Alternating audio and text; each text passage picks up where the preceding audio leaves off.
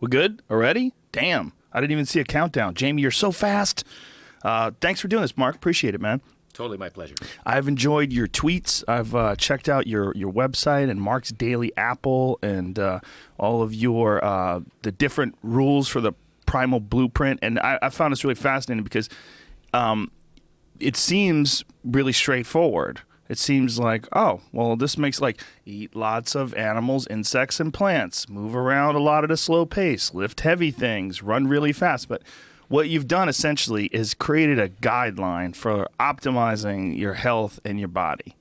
Yeah, I've always wanted to be healthy from a really early age, like 12 or 13, and read a lot of books, wanted to do the right thing, tried to figure out the hacks before they were called hacks, and got to the point where I was doing a lot of running because aerobics was supposedly going to make you live longer. I was eating complex carbohydrates and a ton of them in order to fuel the aerobics. I became a pretty good endurance athlete, but I fell apart as a result of the training and the result, it turns out, of the diet. So the diet was very pro-inflammatory, as we say. So I started doing research into the ways in which I could re-access this health that I was seeking from the early age and not fall apart and not be decrepit and beat up. And this became my mantra: is how can I be strong, lean, fit, and healthy with the least amount of pain, suffering, sacrifice, discipline, calorie counting, portion control, and everything else. And where it led me was down this path of looking at human evolution and how we got to where we are today, how we derived this genetic recipe that we all have that wants us to be strong and fit, combining the research only in the last 10 or 15 years with the modern genome and sequencing the genome and figuring out the actual mechanism of how lifestyle behaviors and foods and sun exposure and sleep turn genes on or off. And they can turn on genes that make us strong and build muscle. They can turn on genes that burn fat more efficiently than, say, glucose. They can turn off genes that cause us to be moody and depressed, turn off genes that might predispose us to get cancer. And what I arrived at was sort of a simple set of guidelines, these 10 primal blueprint laws that, not ironically, emulate human nature and human behavior for the first 2.5 million years of our existence.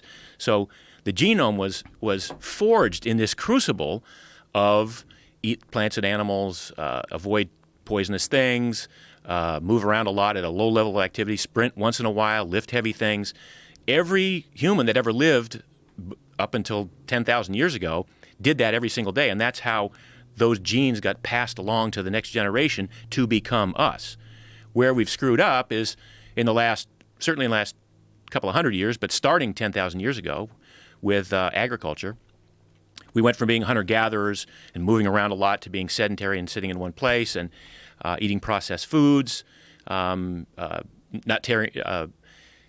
disposing of our waste, lots of little things that sort of conspired to make us smaller and weaker and more susceptible to disease. So you were involved in triathletes and endurance activities, which kind of break down your body. That's one of the big issues that a lot of people have with that kind of training. It's just constant and brutal, and it's catabolic. It's a great pursuit. I wouldn't take back my years as an endurance athlete. I was a marathoner in the 70s, and then I was a triathlete in the early days of triathlon and all throughout the 80s. But the training was it's devastating. It really does tear you down. And the assumption was at the time that you had to put more miles in than anyone else to be one of the best. You had to dial everything down. You had to work harder. You had to suffer more. You had to struggle more to achieve greatness or to win races. What we've discovered in the last 5 years is that it doesn't have to be that way. How crazy is that it's only the last 5 years? I mean, we're talking 2010, 2011. Yeah. So, a lot of this new paradigm is based on science. It's been brewing for 40 years, but it wasn't. The findings weren't palatable to most of the athletes who were training. They certainly weren't palatable to the coaches who had been invested in training a certain way, putting in a lot of miles, eating lots of carbohydrates, managing glycogen throughout an event.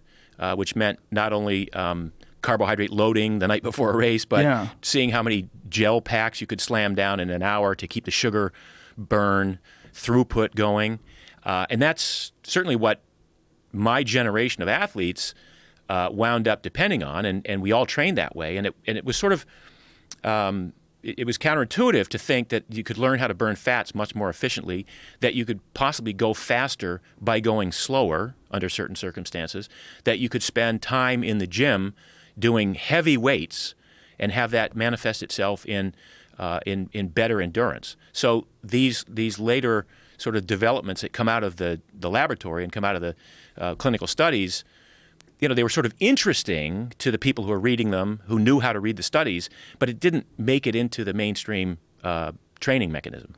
What was the science based on where people had used carbo loading and carb loading and using all those gel packs and eating a lot of pastas and stuff? Where did that come from? Like, what was the idea behind that? That came from studies that go back into the 30s and 40s, but it was basically this notion that the body needs to burn glucose to go fast, that it was assumed that you couldn't burn fat at a high rate of throughput. And if you couldn't burn fat, then the only thing you could do was manage your glycogen. Those muscles can store 400 or 500 grams of glycogen max, which is only enough to run 20 miles, let's say. And if you couldn't, so you had to learn how to manage that glycogen so you didn't deplete it in a marathon, for instance. So you'd hit the wall at 20 miles. So how do you get through the wall? Well, you start to learn how to. Gatorade came out of this science. The Gatorade was the great first real performance-enhancing substance that athletes used. You could drink this sugary drink that had salt in it in a race and then stave off that wall a couple of more miles. So for years, for decades, the science revolved around continuing to try to figure out how to manage glycogen. So Tim Noakes, Professor Tim Noakes out of South Africa, was the go-to guy in this. He wrote a book called The Lure of Running. It's a 900-page tome. He was the source that everyone cited for decades when it came to carbohydrate intake and glycogen management and all of the things that had to do with fuel partitioning during an endurance event. And about 5 years ago, he looked at the research, partly because he'd been a runner himself. He'd been employing this same strategy of carbohydrate intake and carbohydrate management, but he was a type 2 diabetic. He had become, despite his training, a type 2 diabetic. I think his uncle and his father had died as type 2 diabetics. So he got the fear of God put in him, and he started to reevaluate the research, and he literally had an epiphany. He goes, "Oh my God, I'm the guy that's been promoting this way of training for decades, and now I have to completely change my opinion on it and say what I told you was wrong." And the body is developed and was designed to be a great fat-burning machine and not rely so much on carbohydrate and not rely so much on glycogen or glucose. And the guy is taking so much shit for it in South Africa. They like trying to run him out of the country. There's a trial going on right now. Really? Yeah. Here's Professor Tim Noakes, and in my mind, that's the epitome of a heroic science, a man of science. He's gone down a path. He's dedicated his life to being the guy, and then he looks at the research and he goes, "Holy shit! I messed up. This is terrible. I've been telling you the wrong thing, and I'm willing to basically fall on my sword and tell you that because it's this new revelation is the truth." Well, that's how it's supposed to be, right? That's what science is supposed to be. It's not supposed to be relying on this bad information just because you've taught it to people. It's supposed to be you find the new data. The new data doesn't correspond with the old data. You have to let everybody know. I know, but it's like, that's like unicorn farts.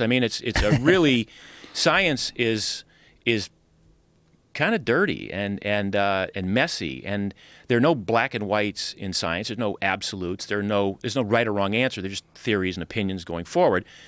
And if you're a scientist who's had an investment in your life's work being one way, you're gonna you're going to defend that position, even sometimes in the face of new information. That really becomes a huge issue when they deny information just because it's bad for their ego or just because it's bad for their career. And they could just, I mean, he can, I'm sure, have just kept his mouth shut and just coasted, and everything would have been fine. Well, it would have been fine for a while, but the corner had been rounded. I mean, enough other scientists had started to look at this, and he cited me as one of his influences in helping to turn that corner. But here's a guy, he was reading my blog posts and sort of, having a new perspective cast upon his information, and was willing to look at some of the research that I and Rob Wolf and a number of other bloggers in the emerging paleosphere were talking about, that we're born to excel at burning fat, and we shouldn't have to depend on sugar. And in fact, the less sugar we burn in a lifetime, probably the better off we are. So for the longest time, when people were doing all this carbo loading and when they were just following the old methods, they were creating extra inflammation because of this food. I mean, when you're talking about simple carbohydrates, pastas and bread and such, they cause inflammation, correct? Yeah. So sugar is pro-inflammatory. If you have high blood sugar levels, that causes inflammation. When you say that to people, like, explain to me what do you mean by inflammation? You mean like joint inflammation? Yeah. So, good question. So inflammation is a process in the body that's designed to deal with an insult. So you twist an ankle, an inflammatory process begins. The ankle swells up because water accumulates there. The cells are being partly protected by the water. White blood cells rush to it to try and assess the damage and repair some of the damage. There's a long process where the localized temperature of the area is raised. All of this is contemplated to deal with a short-term insult that hopefully over time it repairs. In many cases, it repairs even stronger than it was before. You break a bone, and sometimes that where it broke is stronger. Or a callus is an example of a stronger skin from having been irritated. But the same the same sort of process happens if you get a bacterial insult, if you get a microbial insult. You get infected with somebody something, and maybe by somebody, and you get. And there's a reaction to that infection, and it may happen in the bloodstream. If the bacteria goes into the bloodstream, then there's a response to that, which is an inflammatory response. Now, if you and by the way, a lot of this happens as a result of genes within cells being turned on or off based on signals they get from their immediate environment. So genes don't work in a vacuum. Something has to turn the gene on or off. Something has to give the gene reason to build a protein or have whatever action it's going to have.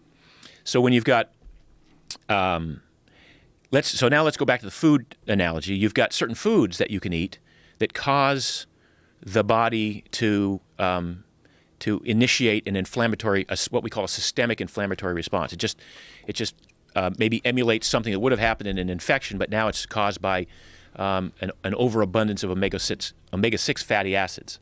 So you're literally turning on genes that are causing a systemic inflammation. Now, over time, in the short term, not a big deal. One meal here, some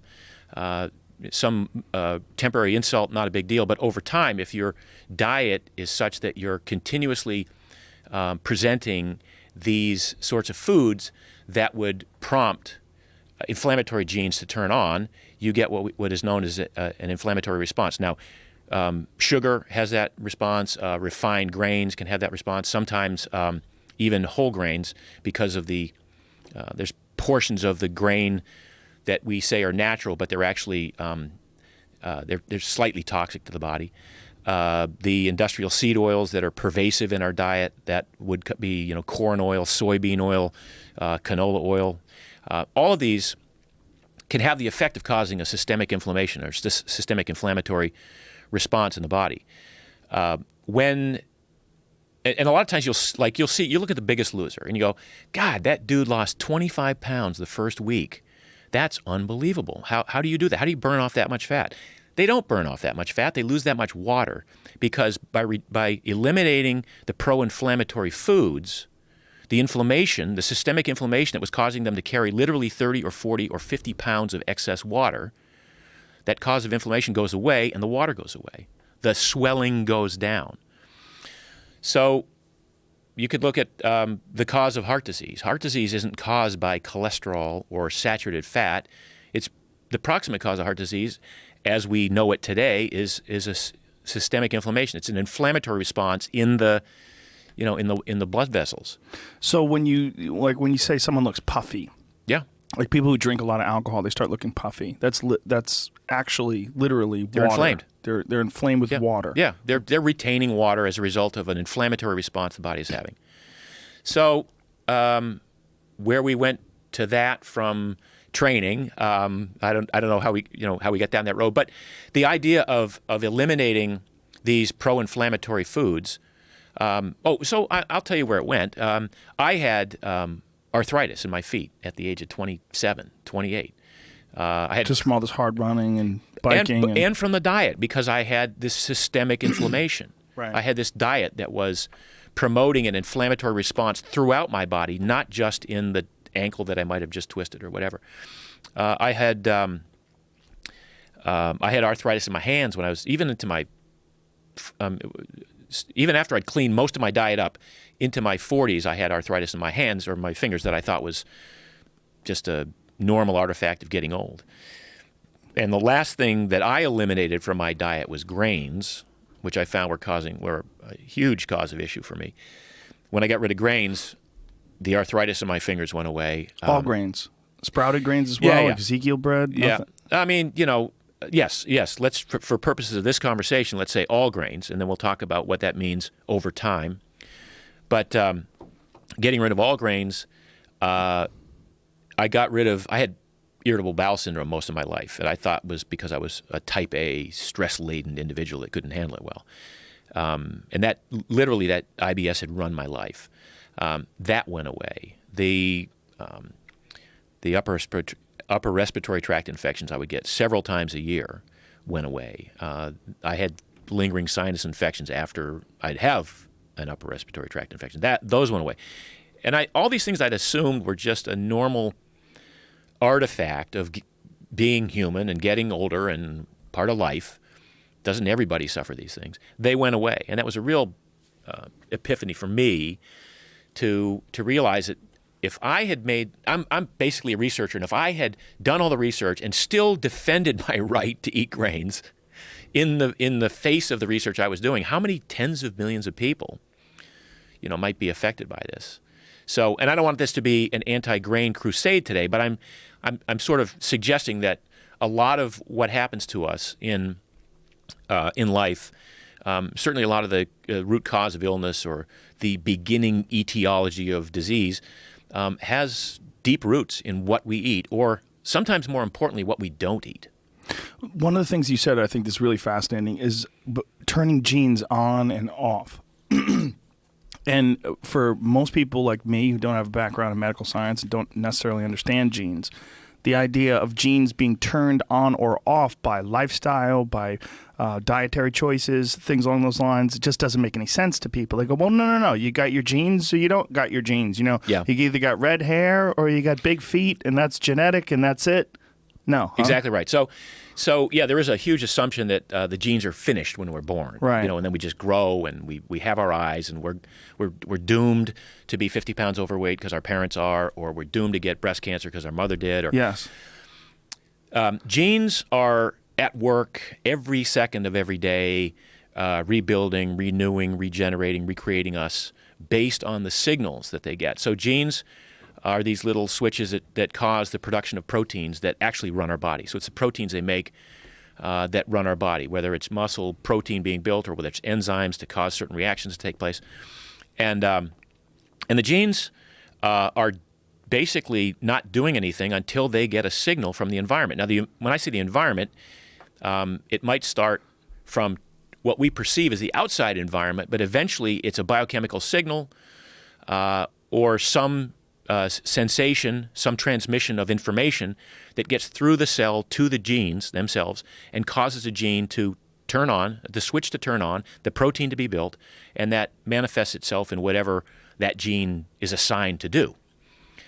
So the beauty of the Primal Blueprint and the lifestyle that I've been promoting for 10 or 15 years is this notion that we can discover these hidden genetic switches that we all have, and we can make choices in our lives that direct us in a direction of health versus down this slippery slope of illness and disease and falling apart. They're not right or wrong. They're not good or bad. They're not black or white. They're just choices. And I'm not going to criticize you for making whatever choices you make. My job as a blogger, and certainly running Mark's Daily Apple and writing the books that I write, is to offer you some educated choices that you might elect to undertake based on what you tell me your goals are. So, if you say, well, I want to lose weight and I want to get stronger and I want to, maybe participate in a 5K, we can look at a number of different strategies, whether they're dietary, and the more the better, because all of these strategies will have some impact. But there's certain foods you can eat that will cause you to become better at burning fat, and will cause you to build muscle more effectively. There's an amount of sleep that you'll get that will reduce the amount of cortisol that you secrete. Cortisol is an adrenal hormone that we secrete in response to stress. Cortisol tends to make us carry a little bit of extra weight, some of us. So if I can increase my sleep and improve my sleep patterns and reduce cortisol, it all has an effect back at the gene level to get me closer to where I want to be. How much do you sleep? Probably 8.5 to 9 hours a night. Wow. Yeah. They say wow because that's a lot, or that's not. That's a lot. Yeah. I have friends who brag about getting 10 and make no apologies for it. And almost more importantly is the consistency of sleep. So I don't like to stay up late because I wake up early. I wake up the same time every day. So if I stay up late, what time do you wake up? 6:30. Are you one of those get out of the house and go run around guys? No. I'm no. I sort of mosey on down to the coffee pot and make a pot of coffee and read the paper, and I ease into the day, and I typically hit the gym around 9:30 or go paddle or whatever it is I'm going to do for the day. I don't do it first thing in the morning. I want to be kind of refreshed for it and ready for it. But then we can talk about sun exposure, and we can say, well, so many people are vitamin D deficient, and they've been that way because conventional wisdom has suggested that they stay out of the sun, that the sun is bad for you, that any amount of sun exposure is going to cause you to get or predispose you to getting cancer. Well, what we say in the paleo community is there are probably more people who have gotten cancer from having avoided the sun than ever got cancer from too much sun. And the reason I say that is because sun exposure, UVB light, that's the stimulus that causes cholesterol in the skin to convert to vitamin D. And vitamin D is one of the most important vitamins. It actually should be a hormone. One of the implications is that vitamin D is strongly involved in cancer prevention. So the more vitamin D you have, the lower risk you have for most cancers. Isn't the issue with people sun damage though? The issue is no, exactly. sunburns. So if you go out and get sunburn, and I've never advocated that, but there's a difference between spending a little bit of time in the sun unprotected, and going in and putting on a shirt or even if you want to stay out, putting on some sunscreen at that point, versus just rubbing baby oil and what was it, iodine we used to put in back in New England when there was very little sun, so you had to cram for that suntan. Iodine, huh? I didn't know do about that? No, I did baby oil. Oh, baby oil with iodine was it was like it turbocharged. It was like Does it? It was like the buttered coffee of suntan lotion. That's what that stuff is. Yeah. What's the mechanism behind iodine? Like, how does that accelerate? I don't even know. But that was the old wives' tale conventional. Oh, okay.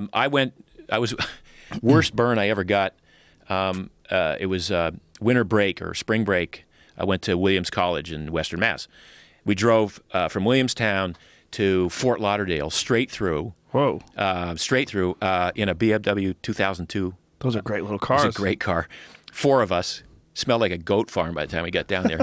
And fell asleep on the beach at 9 o'clock in the morning and then just burned to a crisp. Oh, God. So from zero sun exposure, all winter, All the way down to Florida. All the way down to right Florida. to the beach, Yep. barbecue. There you go. Wow. Yeah, that doesn't sound like it's recommended. No. What now? Just to clarify, inflammatory response.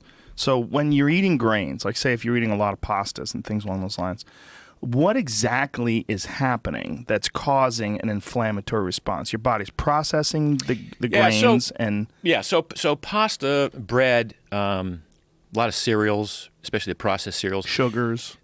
So those grains turn into sugar. I mean, they turn to glucose like really rapidly as soon as they hit your gut. And the body doesn't really know it's glucose. It doesn't know the difference. It doesn't know the difference between a bowl of Skittles producing the glucose and a loaf of bread. It's just glucose to the body. So if you raise that level high enough, you will have some issues. Now, if you introduce high fructose corn syrup, which is a frankenfood created in the 70s to provide sweetness at a lower cost, typically coming from corn. Now you're introducing yet another variable, another agent, because the fructose in and of itself is somewhat inflammatory. So this is that's the glucose portion of what we're talking about here. But then some of the grains have what we call these anti-nutrients in them that may cause issues with some people in their gut, may open the gut wall and cause it to literally leak fecal matter into the bloodstream. Whoa. Yeah. So if you've heard of leaky gut syndrome, that's probably a reason why a lot of people have autoimmune diseases, or at the very least, a systemic inflammation. That's fascinating, and that's caused by your body processing too much glucose. Well, it's not caused by your body processing too much glucose, as it is. It's a side effect of it. Yeah, there's because it's not the glucose that's causing that. In that case, now we moved on from sugar and glucose being a cause of inflammation to certain elements in let's say whole grains that turn on certain genes that cause certain responses, one of which may be in some people to open the junction between the cells lining the gut and allow undigested food particles, shall we say, to enter the bloodstream.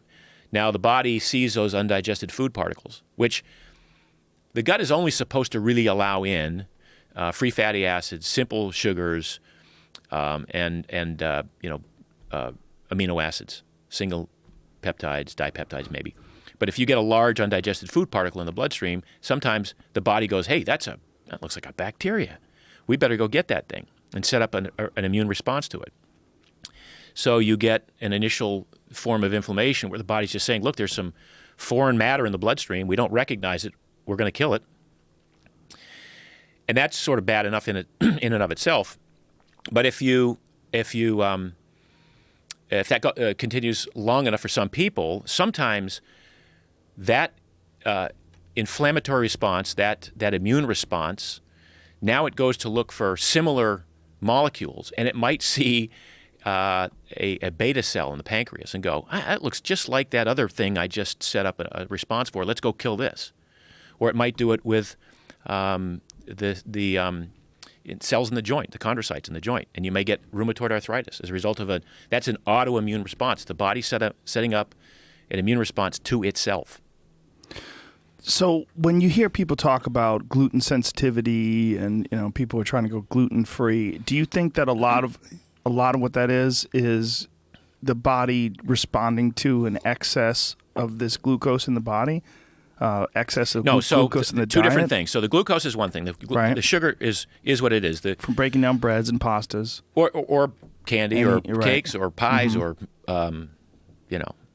Snickers, whatever it is, or soft drinks, which is a huge issue, because soft drinks are a large part of the problem. But gluten is an entirely different mechanism. Now we're talking about a protein. A protein. It's a plant protein that's folded so densely that the theory is that most humans haven't had enough time to adapt to the digestion of that type of a molecule. And as a result, it causes problems within the lining of the gut. Right. But what I was getting at was people always talk about having gluten sensitivity, right. But really what you're saying is that a lot of what people are having issues with is these simple carbohydrates, is like breads and pastas. Yeah, so again, inflammatory responses? Sorry to be.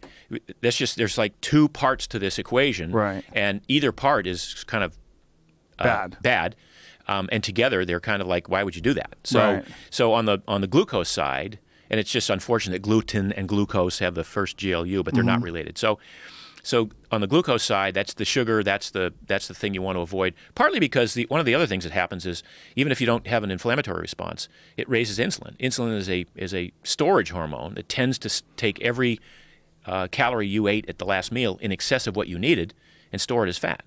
Now, if you're a skinny East African marathoner, then you're going to burn it off. But if you're a typical American eating a couple hundred extra calories a day in the form of this sugar, you tend to store it as body fat.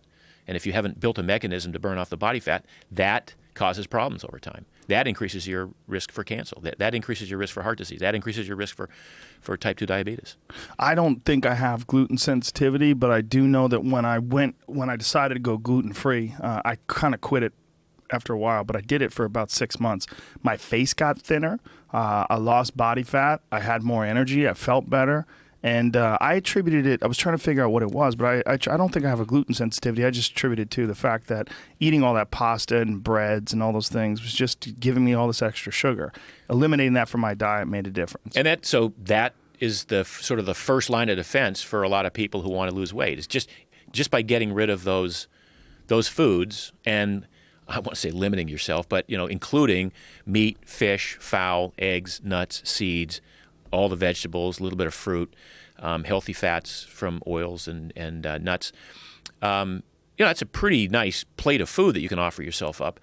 As long as you get rid of the carbohydrates, the simple carbohydrates, you're well on your way to reducing the excess body weight, which includes the excess retained water and the fullness in the face and all the things that we talk about. Now, if you give those up and you find that your joints work better, or that you have that your immune system works better, you don't get sick as often, which is what a lot of people notice.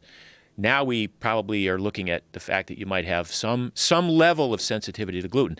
And gluten sensitivity exists on a spectrum of no problem at all to I'll die if I eat it. And you could be anywhere in the middle, anywhere on that spectrum. I mean, this, again, sort of the operative mantra here: no right or wrong, no black or white, no good or bad, just choices. But if you're a person who really wants to dig deep and kind of make those changes that are going to get you closer to your goal quicker, that might be a choice you might look into. So there's no right or wrong, but there is a spectrum in terms of tolerance. Like your tolerance might be much better than mine, and some people just really shouldn't have it in their diet at all, whereas some people can have a fairly good amount of it and really not have too many issues. Yeah, we say what can I get away with? Right. I mean, what can you and that's sort of an interesting concept in and of itself, because humans, we tend to see what we can get away with. Oh yeah. You might say this is really good for me, and or this is really bad for me. I'm never going to do it again. But if I don't die from it and there's no consequences, then I'm going to take it right up to the edge. Sometimes a little bit past the edge. So there are a lot of people who can get away with eating a lot more carbohydrate than others, even though they don't train hard, and maybe not gain that much weight. There are a lot of people who can get away with consuming omega-6 oils and not get into that pro-inflammatory state as readily or as quickly. You just, as Ronald Reagan said, man's got to know his limitations. Or was that Dirty Harry? Well, it was both, but I think it was Dirty Harry. Yeah, I think Reagan restated it later on, but perhaps. Yeah. So I was reading this article yesterday, and I talked about this yesterday in the podcast, about this woman who she wrote this article about, she's in her 70s, and how her whole life people have been shaming her for being fat. Mm-hmm. And she was sort of like trying to promote fat acceptance, and and I when I see articles like that, there's two reactions to me. One reaction is as a human being. I look at her and I say, oh, this poor lady. What a fucking shitty roll of the dice she's got in life, and she's been overweight her whole life, feeling fat and gross, and she's trying to get people to lay off her, leave me alone. And she's sort of, it's a very biased account and not science or exercise physiology based, where she's sort of describing all the various times in her life where people have said she's unhealthy, but meanwhile she's been very active, and she like lists all the different things she did, tree climbing and hiking, all this different stuff. Right. Which obviously to a guy like you or someone like me who knows a lot about competitive athletics and like the amount of calories she's actually burning out versus putting in is probably skewed. It's probably fucked up. And she didn't really discuss the actual what she was actually eating. She was talking about very bland foods and 1,000 calories a day that doctors are trying to put her on, which is the wrong approach, right? Absolutely. And it's really, when I see things like that, I don't see a woman who's like 70 years old who's coming to accept the fact that she's overweight and it's no big deal, and who, everybody's got these, ideas about body image that are based on skinny supermodels that are actually anorexic. And yeah, you should just leave me alone, and I'm plump and I'm healthy and everything's fine. I don't buy it. I look at that and I say this poor lady has been given a bad set of directives. She's been given bad information as far as her diet, and you don't have to be fat. Like you can eat healthy foods and live a healthy life, and your body would lose a lot of weight just eating healthy foods. That's absolutely true. And so that brings us back to this, this idea of good or bad and judgment. Yes. Because, people self-judge, people judge other people. I have to be very careful when I look at people not to make that judgment. I mean, my tendency is to say to myself, "Holy shit, I could fix that person, or I could help that person." You know what I mean? And people resist that. Well, too. and I don't do it. Yeah. I mean, I say it to myself because Right. it's pretty clear that you have to want to change. And we talked about what can I get away with? Well, if I can get away with being fat and people still reasonably like me, then I don't have to do the work, and therefore I'm not motivated to do what it's going to take to get to that point. But it's a slippery slope with talking with people about, like what's the ideal body composition, right? It's the ideal body composition is where your body says back to you, "Joe, man, I love what you've done with the place. This is phenomenal. You've lost 50 pounds, not you, but you don't get sick as often. You got all the energy you want. You maintain it without a lot of dieting or anything like that. You eat pretty much how you're supposed to eat, but you're never hungry. That's your ideal body composition, man. And if it doesn't look like the cover of Muscle and Fitness or Shape magazine, so be it. By the way, I can get you to that point for a lot of people where you are on the cover of Shape magazine or Muscle and Fitness, but it's going to cost. And it's going to cost not in money, but it's going to cost in sacrifice and discipline and pain and hating life. So, the science can get us there, but is it worth the life? The main thing we do at the Primal Blueprint is we try to live an awesome life. So in fact, my tagline is Primal Blueprint, live awesome. Living awesome means enjoying as much of every moment, every day as you can, extracting the greatest amount of pleasure, whether it's movement, whether it's with friends, whether it's food, again, with the least amount of pain, but in a way that's sustainable. So it not only benefits you right now and today, but over the long haul, you're going to live longer, you're going to be happier, you won't get sick, you won't tap into your 401k to pay for a $200,000 whatever operation. It's about how can I enjoy life right now today. Now, back to the overweight person who's trying to get to that point. And I see a lot of, overweight people who are quite happy, I guess. But I see a lot of others who are maybe hiding it and going, I'm the jolly, fat person, but inside I'm the sad whatever, the sad clown. You got to deal with that. There's a lot of baggage. So some of this stuff comes from the changes you make in your diet. So there's a lot of easy things that we can do. I can write anybody a program that they'll love that says, we're gonna have buttered coffee for breakfast. We're gonna have 2 eggs and a little bit of bacon. We'll have a salad with some salmon on it for lunch. We'll have whatever, and they'll never be hungry, and they'll start to burn fat, and life will be wonderful. And sometimes they'll get to a plateau, and they'll go, "What happened, Mark? I did everything right." Well, you're a woman. You went from 225 to 175.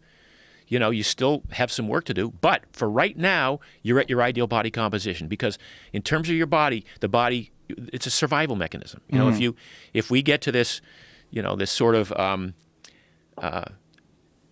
secular or discussion about life and what we're after.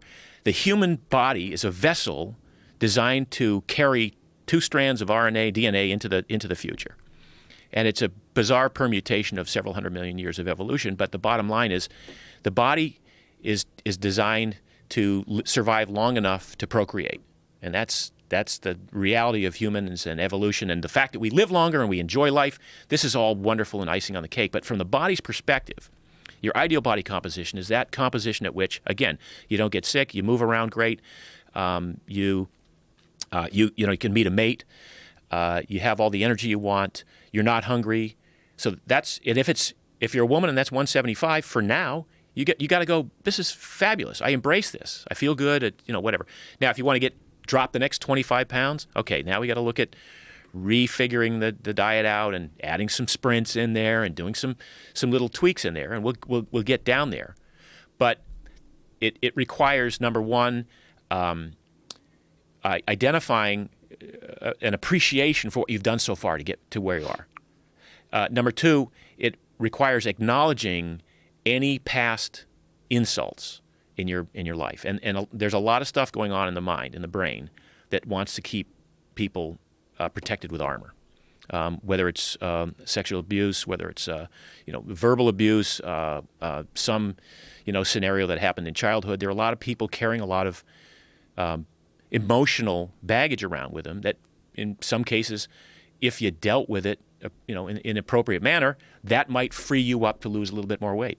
And I've seen this happen. So when you're saying armor, do you mean in terms of like emotional armor, or is it the body fat that they keep on top of them? Is it almost like a distraction, or is it the food that distracts them, the over-consuming of food to sort of nullify the effects of the abuse or whatever trauma? It could be any of those and all of those. Mm-hmm.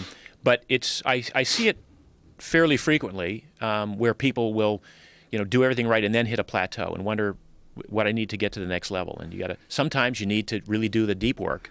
Yeah, well, what I try to explain to someone when they try to gain weight, when people are like, hey, I want to put some muscle on, I try to explain to people that that is not an easy thing to do.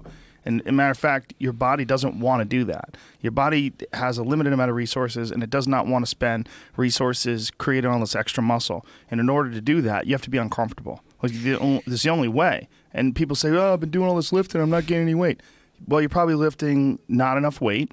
You're not putting in enough intensity. You're not eating enough. I mean, you have to get your body to say, all right, this asshole wants to do deadlifts 4 days a week now, or squats, or he's doing all this heavy stuff. We have to adjust accordingly because the environment in which we're existing in obviously changed, and now we're going to need a lot more muscle. Yeah, I mean, that's the nature of the human body is to preserve itself, to pass the genetic material along to the next generation. Part of that preservation is I don't want to waste precious resources building something that I won't need. Right. So in a lot of people, how that manifests itself is if you don't lift weights, you don't have any muscle. So you have this lack of muscle, this lack of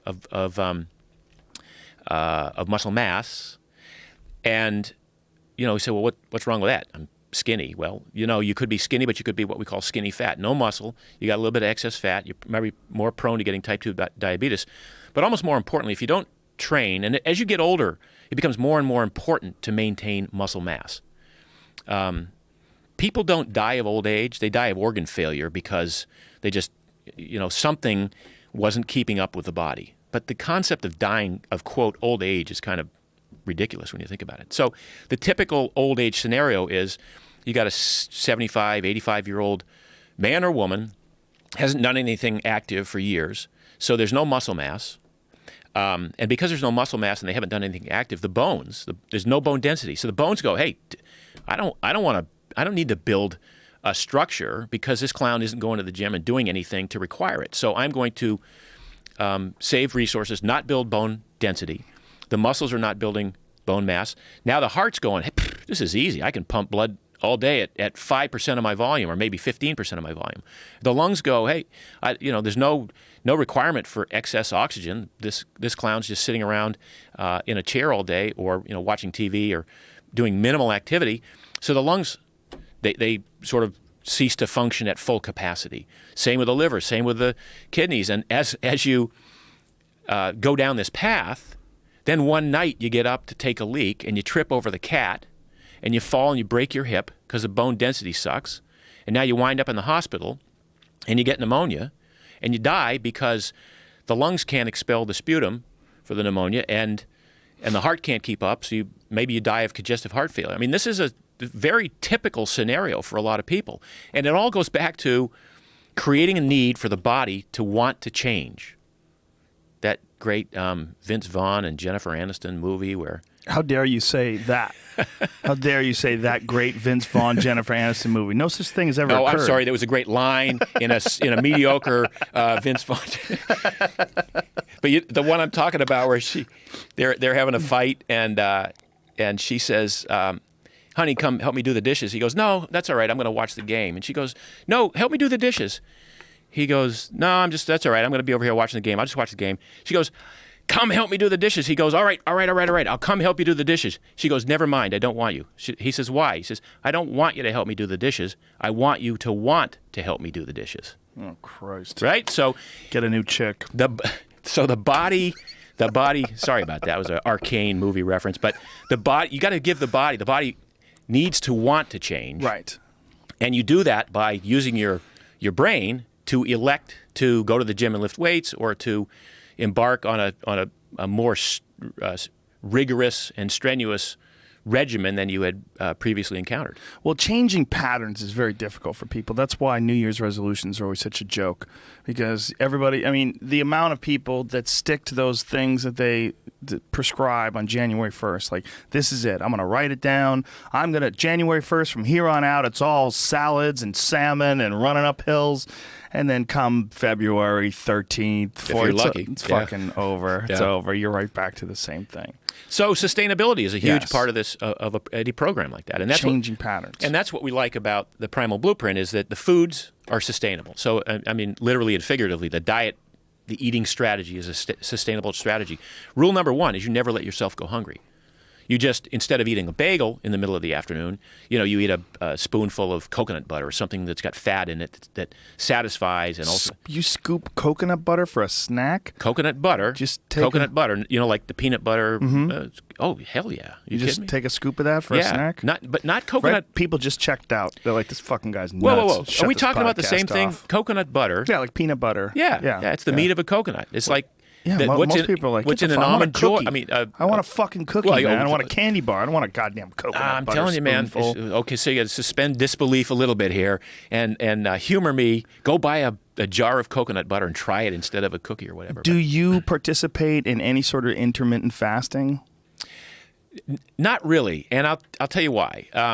This is again about seeing what we can get away with, and I'm pretty lucky that I can get away eating what I eat. Now I have, on the other hand, a compressed eating window. So you could argue that I intermittently fast every day. So I eat from 12:30, 1 o'clock to 7 o'clock p.m.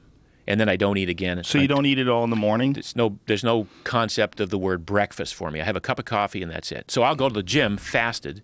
I'll do whatever workout I'm doing, whether it's a heavy weight workout or whether it's, it could be a leg day, could be, intervals on a bike, could be a 2-hour paddle fasted. Do you find that when you do that you have less energy than if you have like some fruit? The difference here is I'm really good at burning fat. So I derive my energy from stored body fat better than a lot of people, not because I'm genetically gifted in that way, but because that's how I've lived my life. That's how I've orchestrated my eating strategy over the past 15 or 20 years.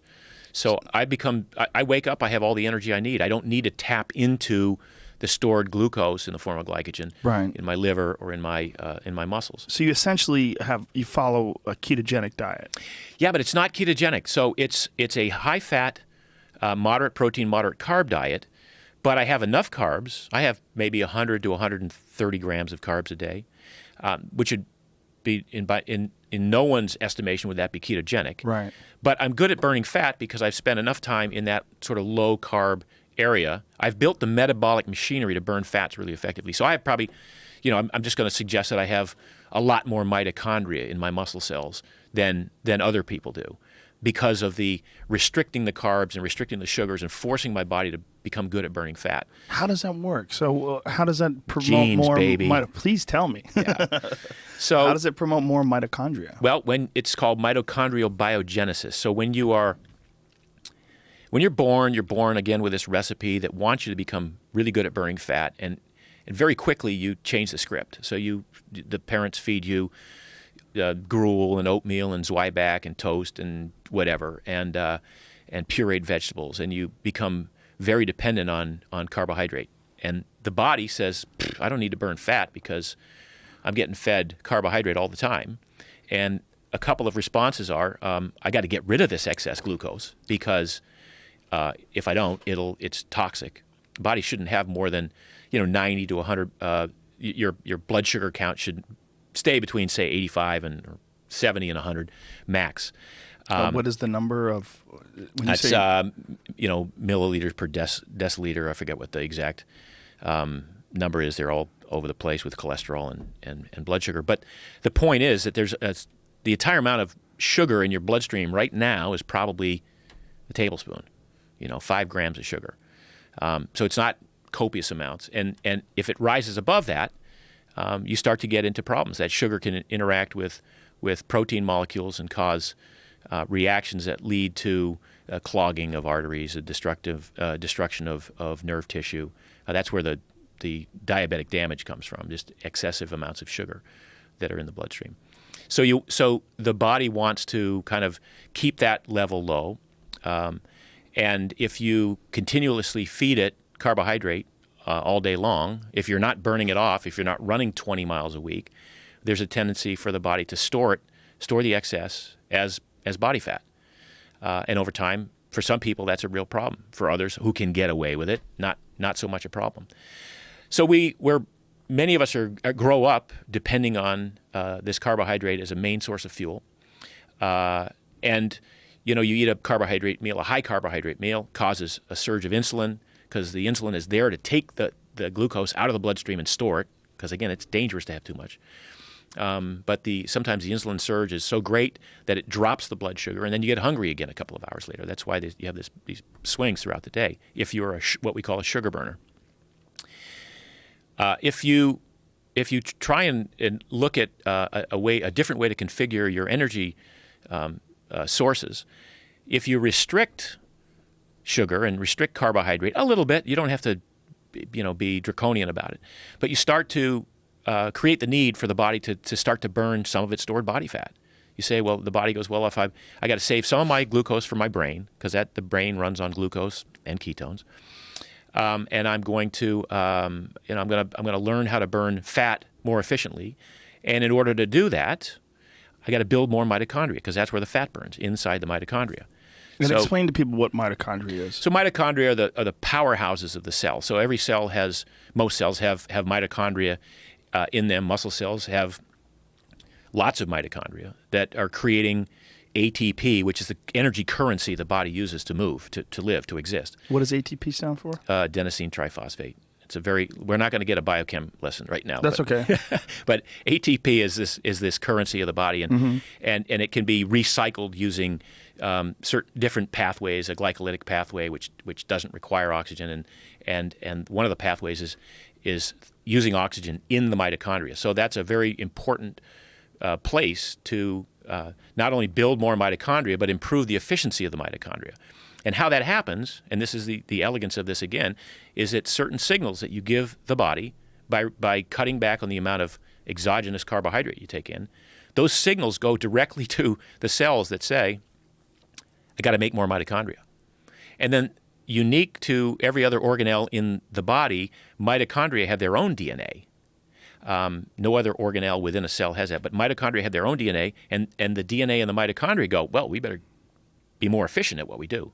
So you upregulate the mitochondrial biogenesis, the creation of more mitochondria, and you upregulate the efficiency of the mitochondria, all done at the level of gene, all done through a signal that you gave by, in this case, restricting carbohydrate. And it could be increasing the amount of low-level aerobic activity you do. And it can be both.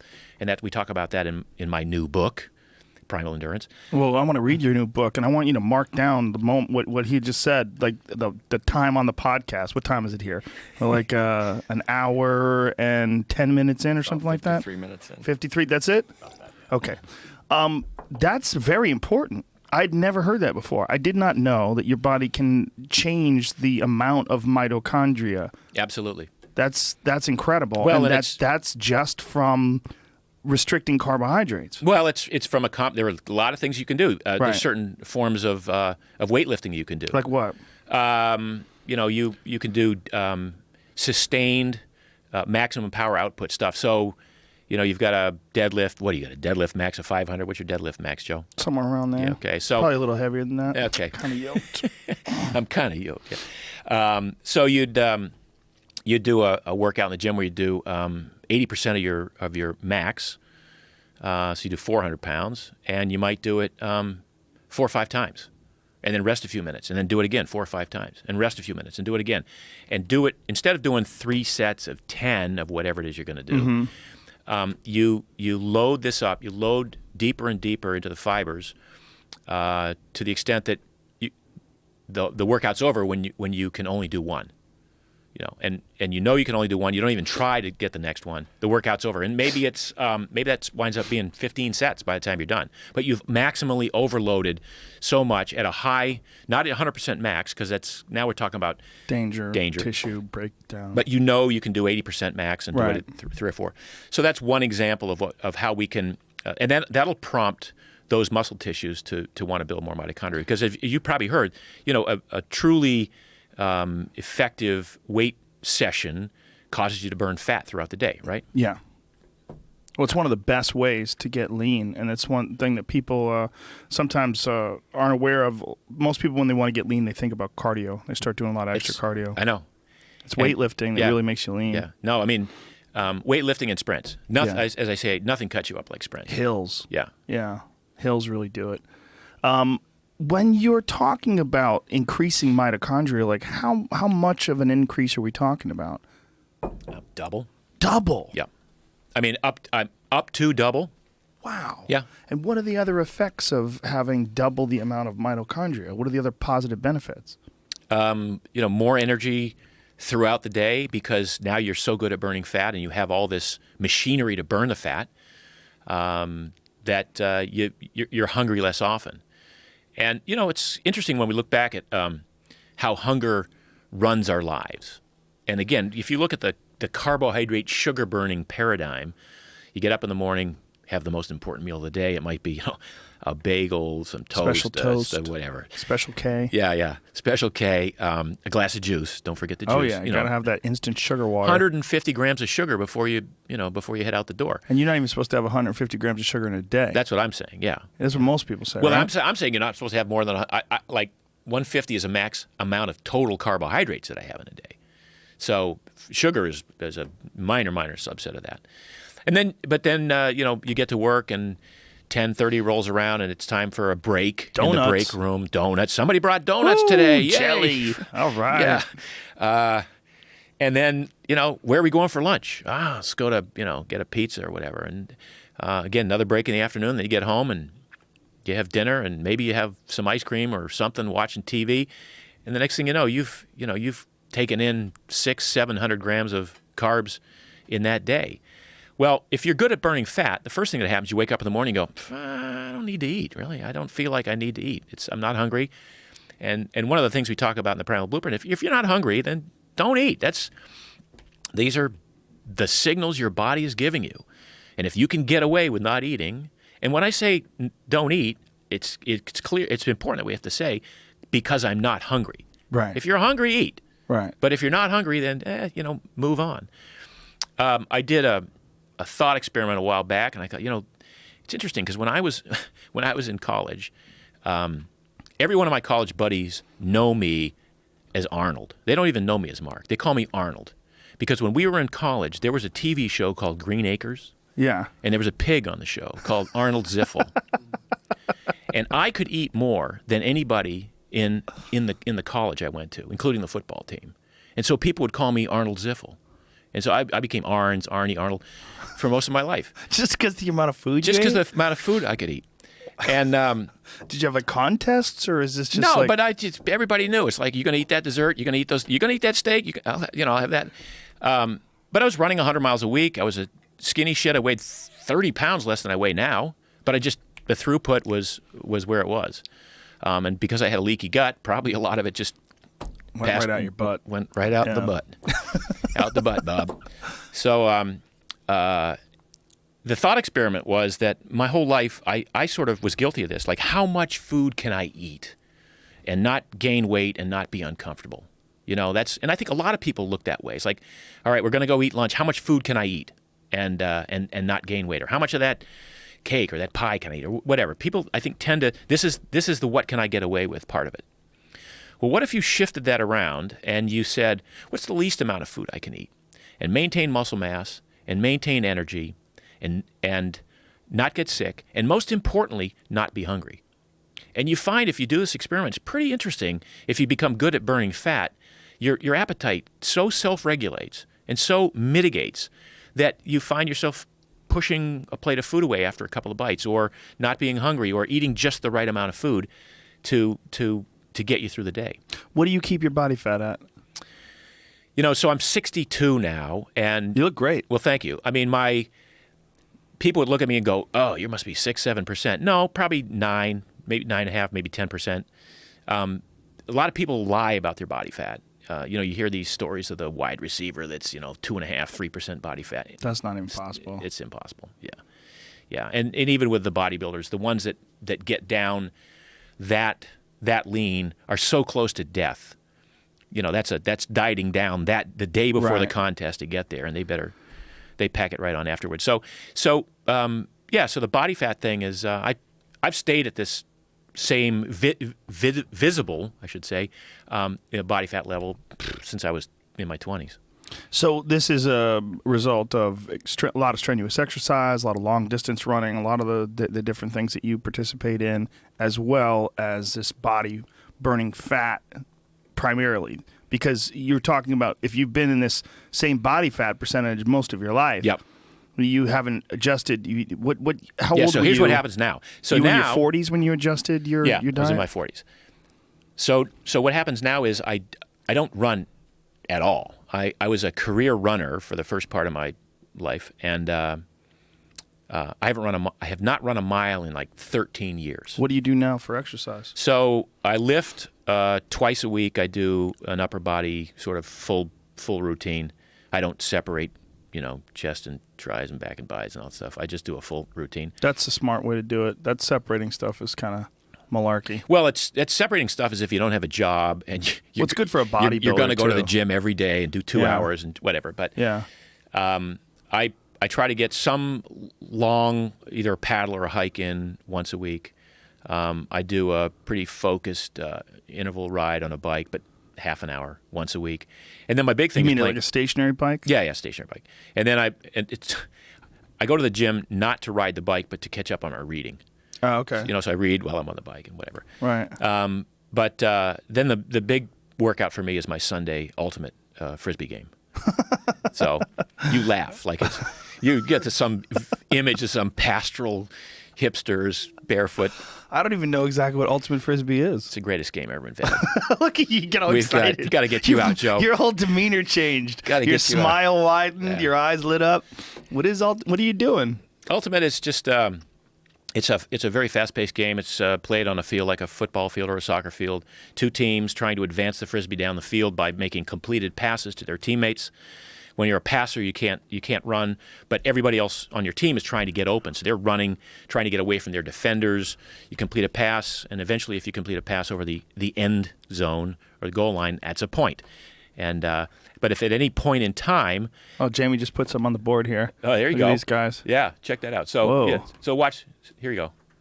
Yeah, so, at any point in time... Well, they need some black people in the sport because, first of all, there's that white guy was running slow as shit. No. The other guy would have definitely got to that. Yeah. Anyway, it's a pretty athletic game. These are... I don't know who this is. This is a... I'll tell you what, they're not black. Yeah, there's a good layout right there. Okay. That was a good catch, actually. Yeah, no, but we have those, every week that we play, a bunch of those. So it's a very fast-paced game. And if you lose the Frisbee, if it's turned over by your teammate, you either drop it or something, it becomes the other team's frisbee going in the opposite direction. And now you got to get back on defense and defend the same guy that was defending you in most cases. Okay, so if you throw the frisbee and the other guy doesn't catch it, then the other team gets it. Correct. And they got to try and do the same thing. Interesting. Yeah. Okay. And so you're sprinting a lot on Sunday. A lot. I mean, we have soccer players come out and basketball players come out and they go, dude, I couldn't walk on Monday after that game. That's just ridiculous. So no running except during sprinting, except 8 to 10 second bursts. And how that plays out for me is some of the recent research is you go. Instead of doing intervals like the old days where you do 60 seconds or a minute and a half interval, as a marathoner, I used to go to the track and do 16 times 1/2 mile, at race pace. So now we're doing all-out sprints, 10 seconds, 15 seconds, maybe 20 seconds, but you're max the whole way, and then a sufficient enough rest, and come back and do it again, and do it 6, 7, 8, 5, 6, 7 times, and you're done. That workout is over, and you have accrued the benefits probably at a greater rate than you would have had you done the old method of training, which was to do, again, repeat quarters or 200s or whatever. So do you think that a lot of what the old methods were doing is just people getting through with mental toughness, and you're getting some benefit of it, but you're also kind of breaking yourself down too much? So most of endurance athletics is pain management and overtraining. It's like half the races that I thought I was most prepared for, I sucked in because I was overtrained. I left everything on the training field. That's a big problem with fighters as well. Yeah. With UFC fighters, it's a gigantic issue.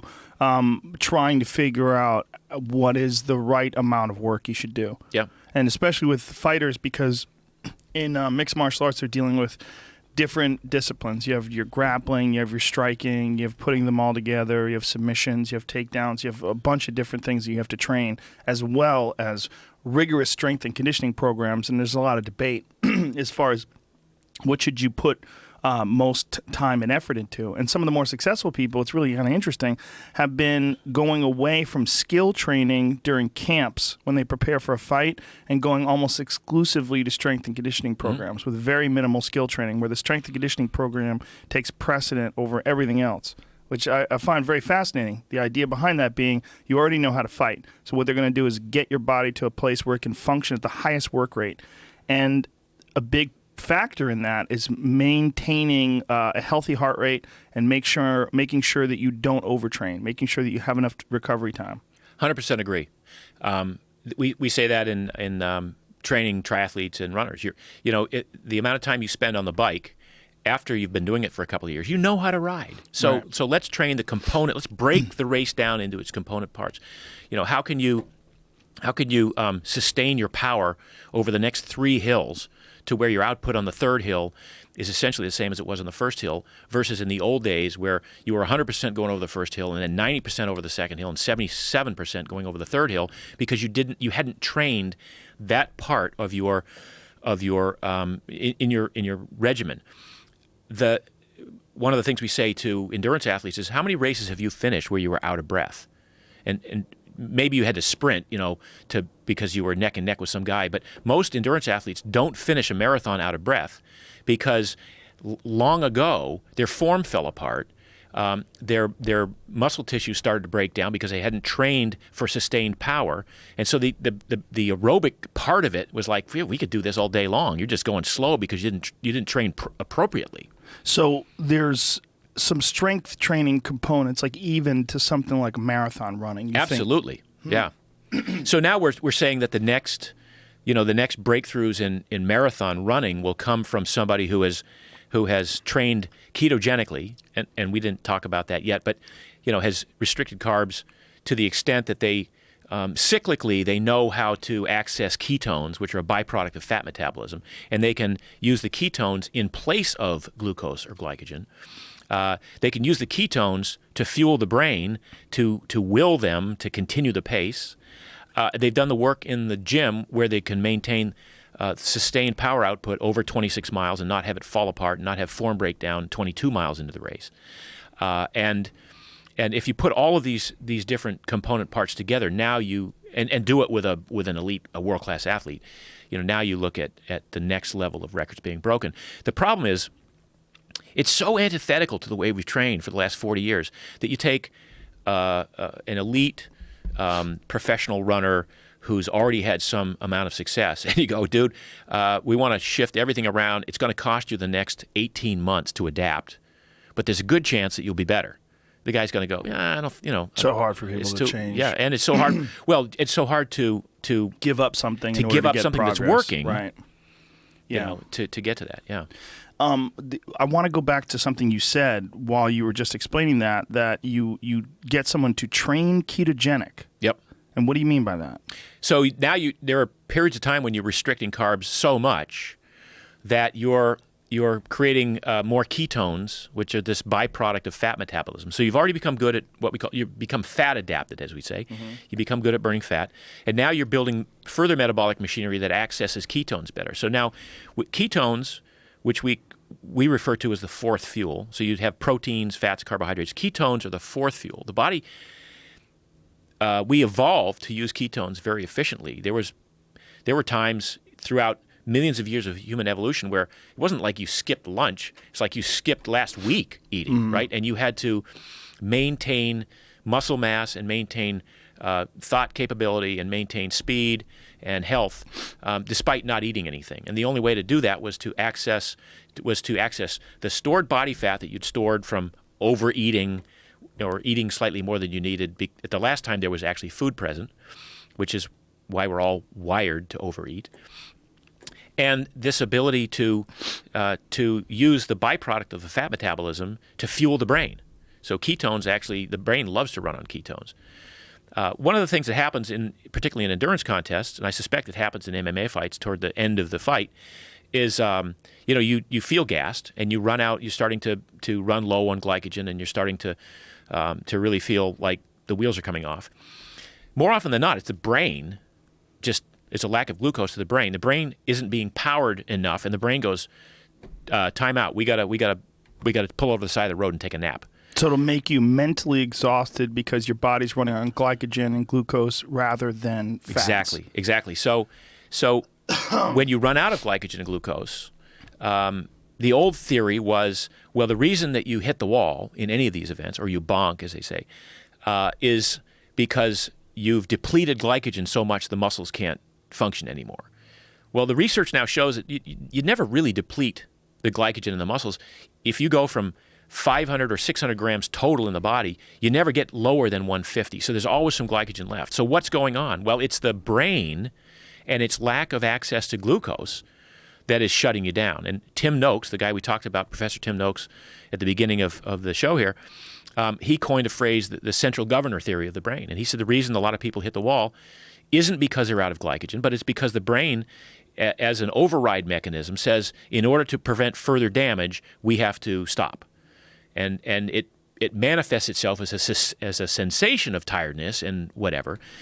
Now, if you could find a way to bypass that and keep the brain going, because remember, it's the brain running on glucose that once it runs out of that fuel says, I'm sensing there's no fuel, so we're going to pull over. Wow. So that's what ketones do. So when you become good at accessing stored body fat and producing ketones, and you've built the metabolic machinery, particularly in the brain, to use those ketones, and we know from history and from genetics and from modern science that the brain runs really well on ketones. Now you've found a substitute fuel for glucose. So you can run out of glucose, and yet the ketones will keep the brain revving and guiding you at the same pace. Again, provided you've done the work in the gym to maintain the form and the power. And it's this is all. I'm going to say kind of theoretical now because the real world records haven't been broken yet. Some are being broken in the ultra events, the 100-mile run. There are a number of guys doing ketogenic and low-carb training who are breaking records like crazy. Zach Bitter is a guy who in the lab has shown that he could derive 96% of his total energy running 7-minute miles from fat. So in other words, at 7-minute miles, which is like race pace for, it's, what am I saying, race pace, sprint pace for most people. It's not that fast for a marathoner or even an elite runner. Runner, but it's a substantial pace. And for a guy running 100 miles it's a pretty good clip. And to derive 95 to 96% of all energy from your stored body fat or from exogenous fat that you're eating, and just a tiny bit required from glycogen or glucose. I mean, I think 30 or 40 years ago, we would have said not only was that impossible, that was like twice times impossible. Well, the benefit of that for athletes has got to be incredible in terms of motivation, in terms of enthusiasm towards the end of the race or an end of a fight or something along those lines, where your body would run out of the glycogen and the glucose, and instead you have fat to burn, so your mind doesn't drop off as much. Your mind doesn't hit that wall. Right. That should be huge. I mean, that alone should be motivation enough for people to at least attempt to pursue that. Yep. Now, when it comes to highly glycolytic experiences like MMA, and you can't derive a substantial part of your energy from fat. That still has to come from glycogen. Why is that? Well, because there's a point at which your throughput of oxygen. When I'm talking about endurance athletes, they're measuring their output over 2, 3, 7 hours. Now you're talking 5 minute. Now you've got that same output is concentrated now, and you're going at a fairly high rate. Although you see them, they're jumping around and dancing around and moving back and forth. So there's recovery periods in there, but you still have to have that 100% intense glycolytic output. So when you're in a hold and trying to escape, or when you're trying to defend or trying to come in for a barrage, you have to be at 100% of output. But it's brief periods of time. So conceivably, you could train in the gym to access that part of your body that burns fats, that burns ketones. Almost the most important part would be making weight. If you're look, especially in MMA, it's about power to weight ratios to a certain extent. I mean, there's a lot of obviously skill, but a power to weight ratio. If I'm 142 pounds, I don't know what the divisions are, but if I'm carrying around, I'm at 165 and I have to cut down to 142 to get to my division, I'm going to lose power. But if I maintain that power and I never even get up to 165 anymore because I'm not gaining fat, because I've learned how to burn fat and I could stay effective and functional at the weight that I'm at, that has benefit. And it's a power to weight ratio concept. So you would have to have some sort of a hybrid diet then. Yep. in something like MMA. Yeah. So once you've built the metabolic machinery to burn fat and to burn ketones, it doesn't go away when you start eating carbohydrates. So you can do what we call the cyclical approach, where you spend in the early phases of your training, you become really good at burning fat, and you do stuff that's contemplated to make you the best possible fat burner you can be. Then you might introduce some carbohydrates the day before a really hard glycolytic workout. That doesn't turn off your fat burning. That doesn't even really negatively impact your ability to handle ketones. If you do it for 6 weeks and you do nothing but carbs for 6 weeks, then it all shifts back again, upregulation and downregulation of enzymes based on gene input, gene expression. But if you built the metabolic machinery and you keep coming back to it, then you can craft a strategy where you say, well, tomorrow we're just going to do 100% glycolytic stuff. It's going to be prepared to puke all afternoon or whatever. You have 150 grams of carbs in a sweet potato for dinner that night. You topped off your glycogen stores. You're still good at burning fat. You have all the glycogen that you even could possibly have loaded if you'd just been a carbohydrate-based athlete ever since.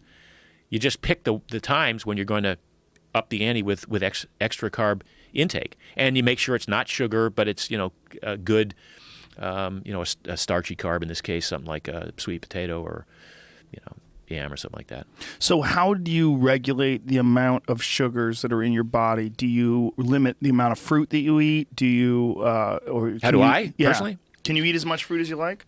Or is that not a good idea? It's just not a good idea. It's just, it doesn't, most fruit, some amount of fruit is good, but I think what cracks me up is the number of people who say, I'm on a very healthy diet. I'm eating, 12 servings of fruit a day, and I go to Jamba Juice and I get a big fruit smoothie, and I go, dude, you're taking in more sugar than a guy is drinking 2 6-packs of Coke. So even sugar that comes from fruit is not necessarily healthy. Correct. Now, wow, that's crazy. But again, all these things exist on a spectrum. Right. I might have blueberries every day because I love blueberries. Grew up in Maine, picking them wild, so I love blueberries. But they're low in sugar, they're tart, they've got antioxidants in them, and I don't overdo them. But do you limit yourself to like a cup or something like that? Yeah, I don't even limit. At $4.99 a pack for organic blueberries, I limit myself based on budget, not on any other metric. How many servings of fruit will you allow yourself in a day? Oh, just because I don't feel the need to eat fruit. It doesn't. I don't have a craving for it. Maybe 2 servings is the most I'll eat in a day. Some days none. But I don't. Bananas, some of the citrus fruits, some of these things can be way overdone pretty quickly. And I'm not necessarily saying don't eat fruit. I'm just saying don't consider fruit the healthiest possible alternative to, bread and pasta, and then replace all of the calories you got from bread and pasta and cereal and whatever. Don't replace that with fruit, but figure out a way. Like vegetables, for the most part, are the ideal source of carbohydrate in our diet. They're locked in this fibrous matrix. They're basically low glycemic index, so they kind of drip into the bloodstream at a reasonable pace, don't cause a huge surge in glucose. So celery with coconut butter would be a much healthier alternative than a banana. No, it's not. Not healthier is the wrong term. Right. I mean, we're making choices here based on what we're trying to accomplish. Right. No good or bad, no right or wrong. But in a perfect world, celery with coconut butter is a great choice, and a banana at the right time is maybe a better choice. Like post-workout, a banana's a good choice, yeah, right? I mean, it depends on who you are. If I fast after the workout too, because it's kind of interesting. There's so much of these little nuanced science bits that you pick up, and I've been in the supplement business for 30 years, designing supplements for other companies. And one of the supplements I made a bunch of years ago for a very large company today was a post-workout drink. And everybody loved it, and everybody thought it was the greatest thing they'd ever tasted. And it had carbohydrates in it, it had some protein, it had some creatine, and it was a great drink. But the purpose of the drink was to recover from the hard workout you did today, so you could do the bitch again tomorrow.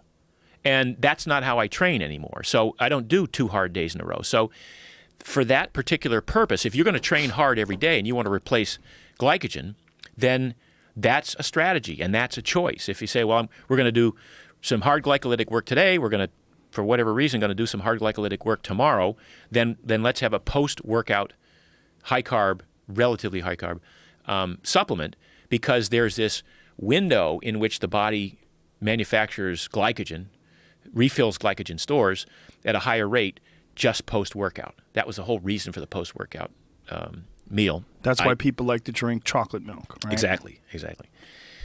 But if you are, so if you're going to go from day to day, then that's probably a good thing. Now, another strategy would be to go really, really hard today, do a deep leg day, and then fast. Well, what happens when you fast is you don't replenish the glycogen, but you preserve the pulse of growth hormone and testosterone that happens as a result of the leg day, which you would otherwise blunt by taking in a sugary drink. Whoa, okay. So again, it's complex, and yet it's pretty cool. The science is pretty cool. So insulin has an effect on growth hormone and testosterone. It actually lowers it. So if you are eating a post-workout meal that's high in carbs because you want to refill the glycogen stores so that you can do it again tomorrow, then the post-workout meal will cause a rise in insulin, which will blunt the the growth hormone and testosterone pulse that you got from that workout, but you'll have glycogen stores slightly more ready for the hard workout again tomorrow. Now, what are you trying to accomplish here? What I'm saying is I'd rather just do the workout really hard, get all of the benefits, the growth benefits that I'm looking for, and not have to do it again tomorrow. I want to work as little as possible. If I'm going to do a leg day and puke, because of it today, I don't want to do it again tomorrow. I'm only working out to get the benefits. I'm not working out for the sake of working out. I'm not working out every single day because I just love to go to the gym, and some people do, by the way, and I'm not going to judge that. Mm-hmm. But if I'm working out to get the most amount of benefits I can from the work that I've chosen to do, and in this case, that includes my strategy post-workout. That make sense? It does, but it's fascinating because I've never heard that before. There's a catch-22. So refueling the glycogen levels actually deplenishes, it depletes. Blunts is the best word? Yeah. Deplenishes? That's not even a word. I like it. You make it up. Let's Depletes. trademark it right now. Deplenishes. Deplenishes. I just said it like it was real, too. But I've never heard that before. So there's got to be a catch-22 in there then. It seems like... So is there a negative effect of having those hard workouts more than one day in a row? And would you be better off and would you gain more if you went the way you're doing it by not replenishing? I'm saying you do. Wow. Now, it's... Even for an elite athlete that's competing in a sport, like, say, mixed martial arts or something along those lines? You know, it depends on what the game plan is for the week and what the game plan is to get you into the ring or to get you to the starting line. Mm-hmm. And if, in this case, if we say, you're doing, let's just use a leg day again, you're doing hard legs, you don't want to do it again tomorrow. So there's no need to take the post-workout drink, because here's what else, the other thing that happens is if you wait a couple of hours, maybe you have in an hour or two, you have a meal, but it's not even a high-carb meal. It's just a regular meal. It's not high-carb. It's not contemplated to increase glycogen stores. But within that meal and within the next meal and within the next meal, your body will it'll replenish glycogen. Eventually, it wants to do that. You're not preventing it from replenishing glycogen. So there's no immediate urgency to do it with a post-workout drink. If the meals planned for the rest of the day or the next morning have some amount of carbohydrate, some of which will go to replenishing glycogen. So you might wind up, instead of having restored 275 grams of glycogen, you've restored 230. Big deal. What about the benefits of forcing your body to do more work to up your conditioning level? And would that be mitigated, or would some, like, what your strategy being to not replenish the stores after the workout and to not have those hard workouts 2 days in a row?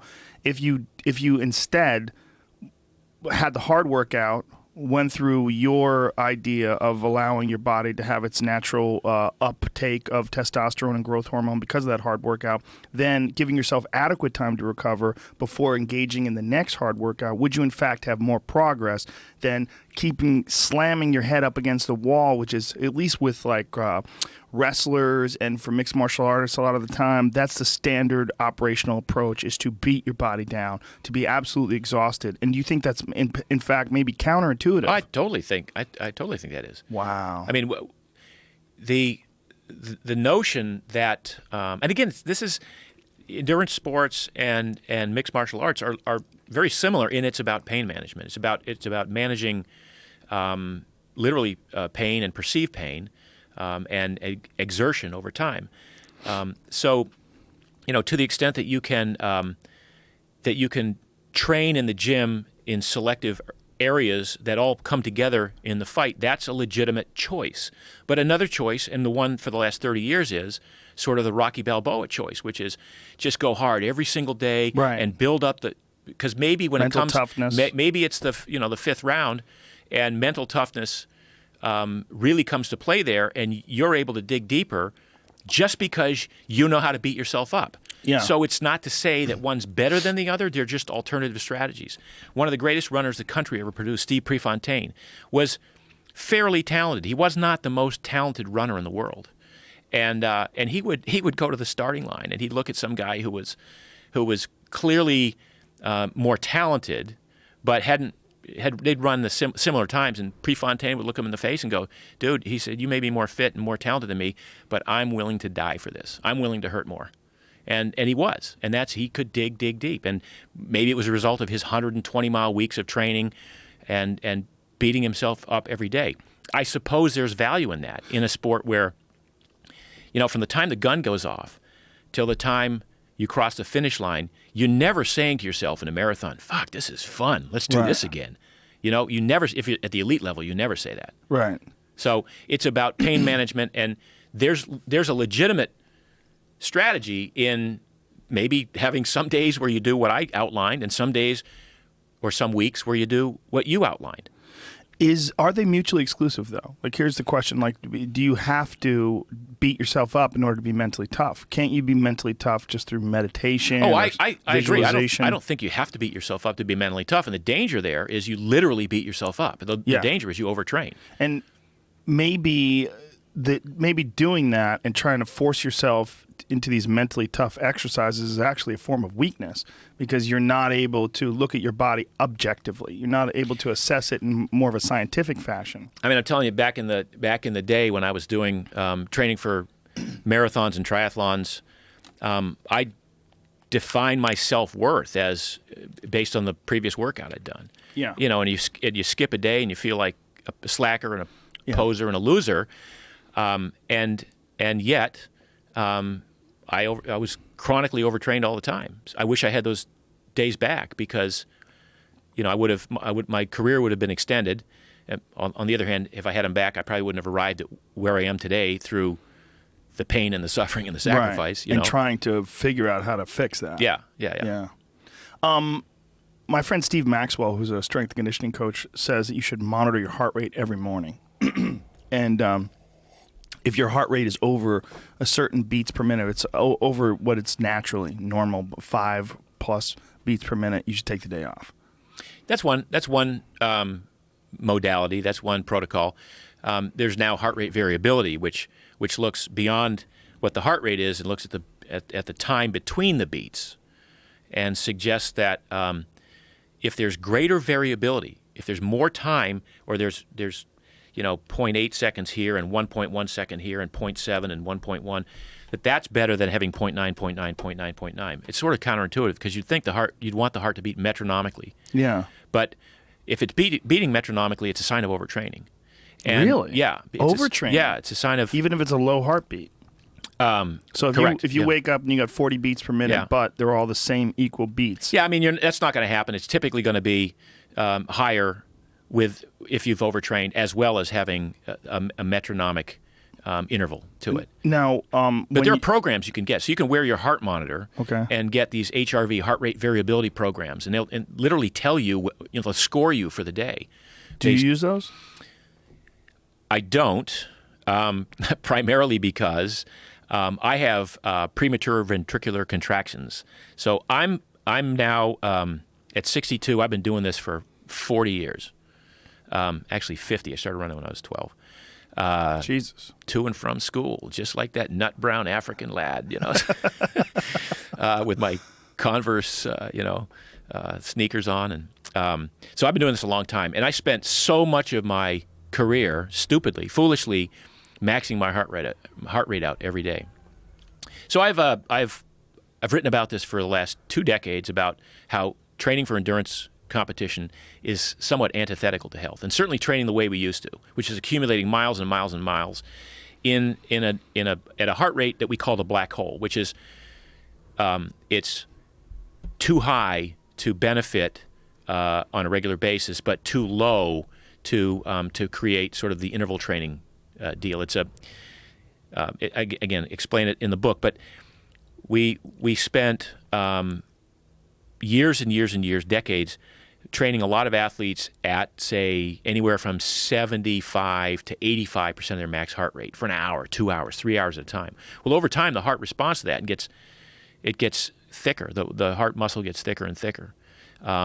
Partly, it's like the heart doesn't have a say in it. So your brain tells your legs to run, right? And the heart goes, shit, I gotta keep up with this cat. So the heart's pumping away and pumping away and pumping away. And if you do this enough, day in, day out, over years, the heart starts to get damaged a little bit. And in some cases, it gets thicker. The ventricle gets thicker. And is it thicker because it's growing muscle? Yeah, but it's not necessarily a good kind of thicker. So it may be stretched, too much. It may just not have. It may not recover.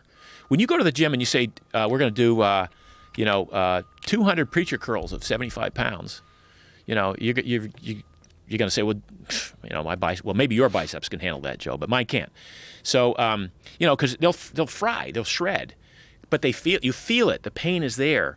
Well, the heart doesn't feel that kind of pain. So if you force the heart to have to keep up, and it's a demand organ, it just feeds whatever the demand is from the body.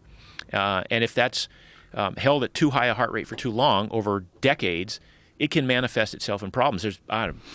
There's an epidemic of AFib, atrial fibrillation, in my generation of runners from that very problem. So anyway, having said that, so I have the occasional premature ventricular contraction, which is just a couple of cells in the heart, maybe a thickness in the ventricle, that misfire every once in a while. It's not life-threatening. It's just annoying.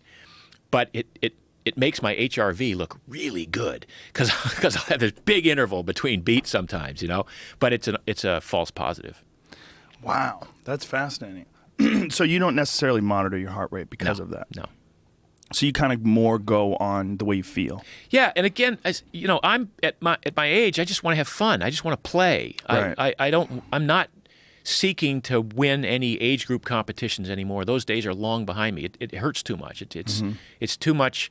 I'm trying to extract the greatest amount of pleasure out of my life. So when I go to the gym, it's pretty much contemplated to do as little as possible that keeps me looking good naked, but also it keeps me somewhat immune from injury. That's very honest of you, by the way. Whatever, Well, I don't even care about that anymore. Yeah. No, I'm going to care about that till the day I die. But for the most part, it's about avoiding injury when I'm playing. So if I'm playing frisbee, I'm sprinting. I'm keeping up with 20-somethings on a long bomb run to the end zone. And then have to come up, turn around and come back and get them on defense. That has some cost attached to it, some metabolic costs for an old guy like me. So the stuff I do in the gym is trying to keep me from getting injured, knock wood. And then I spend time on I'll paddle for 2 hours, and it's the best upper body workout you'll ever get. Paddling, yeah, really, stand up paddling, yeah, and. It's fun, and I don't think, oh, God, when's it going to be over? I'd think, oh, shit, I got to get back because I got a meeting. I'm out hanging out with dolphins and whales and looking down at fish and catching a wave once in a while. So I'm trying to have fun when I move, when I work out. I did some paddling a few years back. I did a canoe trip down the Missouri River, and I was shocked at how tired my arms got. I'm like, this is like a legit workout. Like, I thought I was in pretty good shape. I'm like, it's going to be nothing. Yeah. Paddling, this ain't shit. No. It's hard. Take some good shots when after paddling. And that's how I treated it as a workout too. Yeah. I just decided, like, okay, we're doing this for a couple hours a day. I'm going to go hard. Yep. I'm going to leave it all out there on the river. And we were with some other guys who were in another boat. I was trying to kick their ass. So I was just trying to stay ahead of them the entire way and calling them pussies and yelling at them. Yeah, but it's great. It's lat workout. It's serratus. It's deltoids. It's everything. One of the big issues with jiu-jitsu competitors and people just practice even as a hobby is joint injuries, inflammation in the joints, and also spine injuries. A lot of bulging discs, a lot of things along those lines. Do you think that some of that could be mitigated by reducing the amount of inflammatory foods? You've got such a trauma-based sport. Maybe a little. If you're 10% less prone to getting the disc issue or the joint pain as a result. But a lot of that is just the brute force of the impact, and that's a choice that you make to be in those sports. Well, not even impact, like with grappling. A lot of it is just twisting and constant pressure and just the day-to-day grind. I think jiu-jitsu is one of those sports where a lot of recreational practitioners, they get really addicted to it because it's really fun. You're having a life or death struggle with someone, and you can tap out and then go right back at it, and it's very different than a lot of other martial arts in that way, that you can kind of do it full blast. Right. Whereas sparring, like kickboxing and things like that, you really can't do it full blast for very long because the body just can't take it. The head can't take it, especially. Yeah. But with jiu-jitsu, a lot of guys are injured. Then they just wrap themselves up and kind of go back in, or they say, "Oh, I'm just going to roll light, and my neck's bothered me. Just lay off my neck." And I always wonder, like, is there maybe a dietary choice that could perhaps limit the amount of inflammation that you're experiencing after these brutal workouts? Depends. I mean, if the diet is currently horrendous, then there's probably Yes. some amount of management of that could be increased, and pain management could be a little bit better and less inflammation for sure. But if the diet's already good, then you're still putting the body through some unnatural torsions. I'm just amazed that when you were talking about your hands and arthritis deep into your 40s, that you were able to mitigate that just by changing your diet. It was so powerful. It was really actually the most powerful thing for me was the IBS, because it literally ruined my life, or ruled my life. But the arthritis thing was like, I mean, I play golf with friends, and I was like, I can't even grip the friggin' club the way I need to. Yeah. And now you have no problems. And I'd meet you, and I'd go, shit, is Joe going to try to out bro shake me? Ooh, and that's gross. take me to the ground with a How about firm grip. How about when they get the tips of your Oh, fingers? Jesus, those you're- assholes. it's over. Those tips of the fingers, it's guys, are over. shit. I hate those fucks. Yeah. So that's very well. I'm very careful shaking hands too, because I know a lot of people with broken hands. 'Cause Yeah. fighters, especially like after fights, you have to be real careful. Like I give them like the most gentle Yep. handshake possible.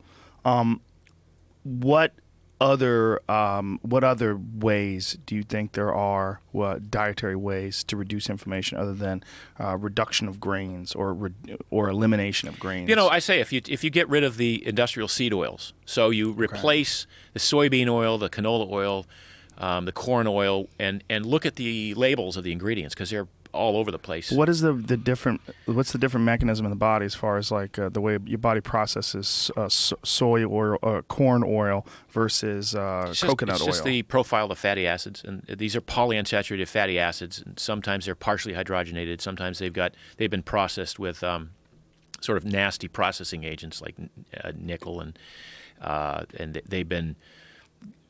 they've undergone enough alteration that maybe they contain some trans fats. Trans fats are known to be pro-inflammatory. The omega-6, by the way, omega-6 in and of themselves they're not bad.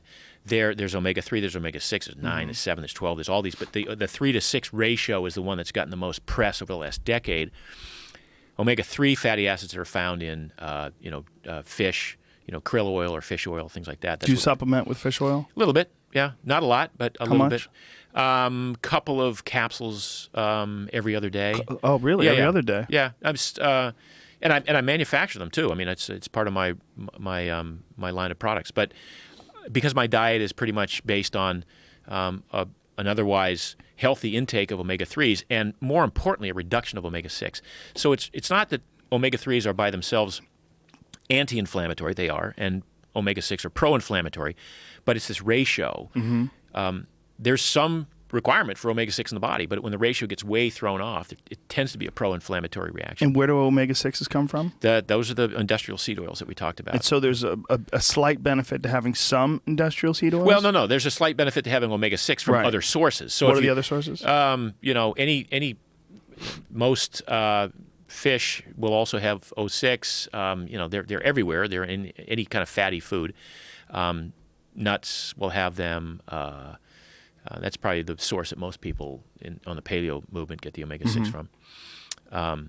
But yeah, it's about sort of the totality of the diet, and it's largely a result, again, of what you're not eating, what you eliminate from the diet that has the greatest effect, not what you're eating. So when people say, well, paleo diet, I mean, I've had such great results on the vegan diet, or I've had great results on some vegetarian diet. I go, well, you're not eating the same shit we're not eating. So the fact that you get your protein from, plant sources, I'm maybe going to suggest you could have more protein, but it's not that big a deal. It's really about what you've eliminated. Right.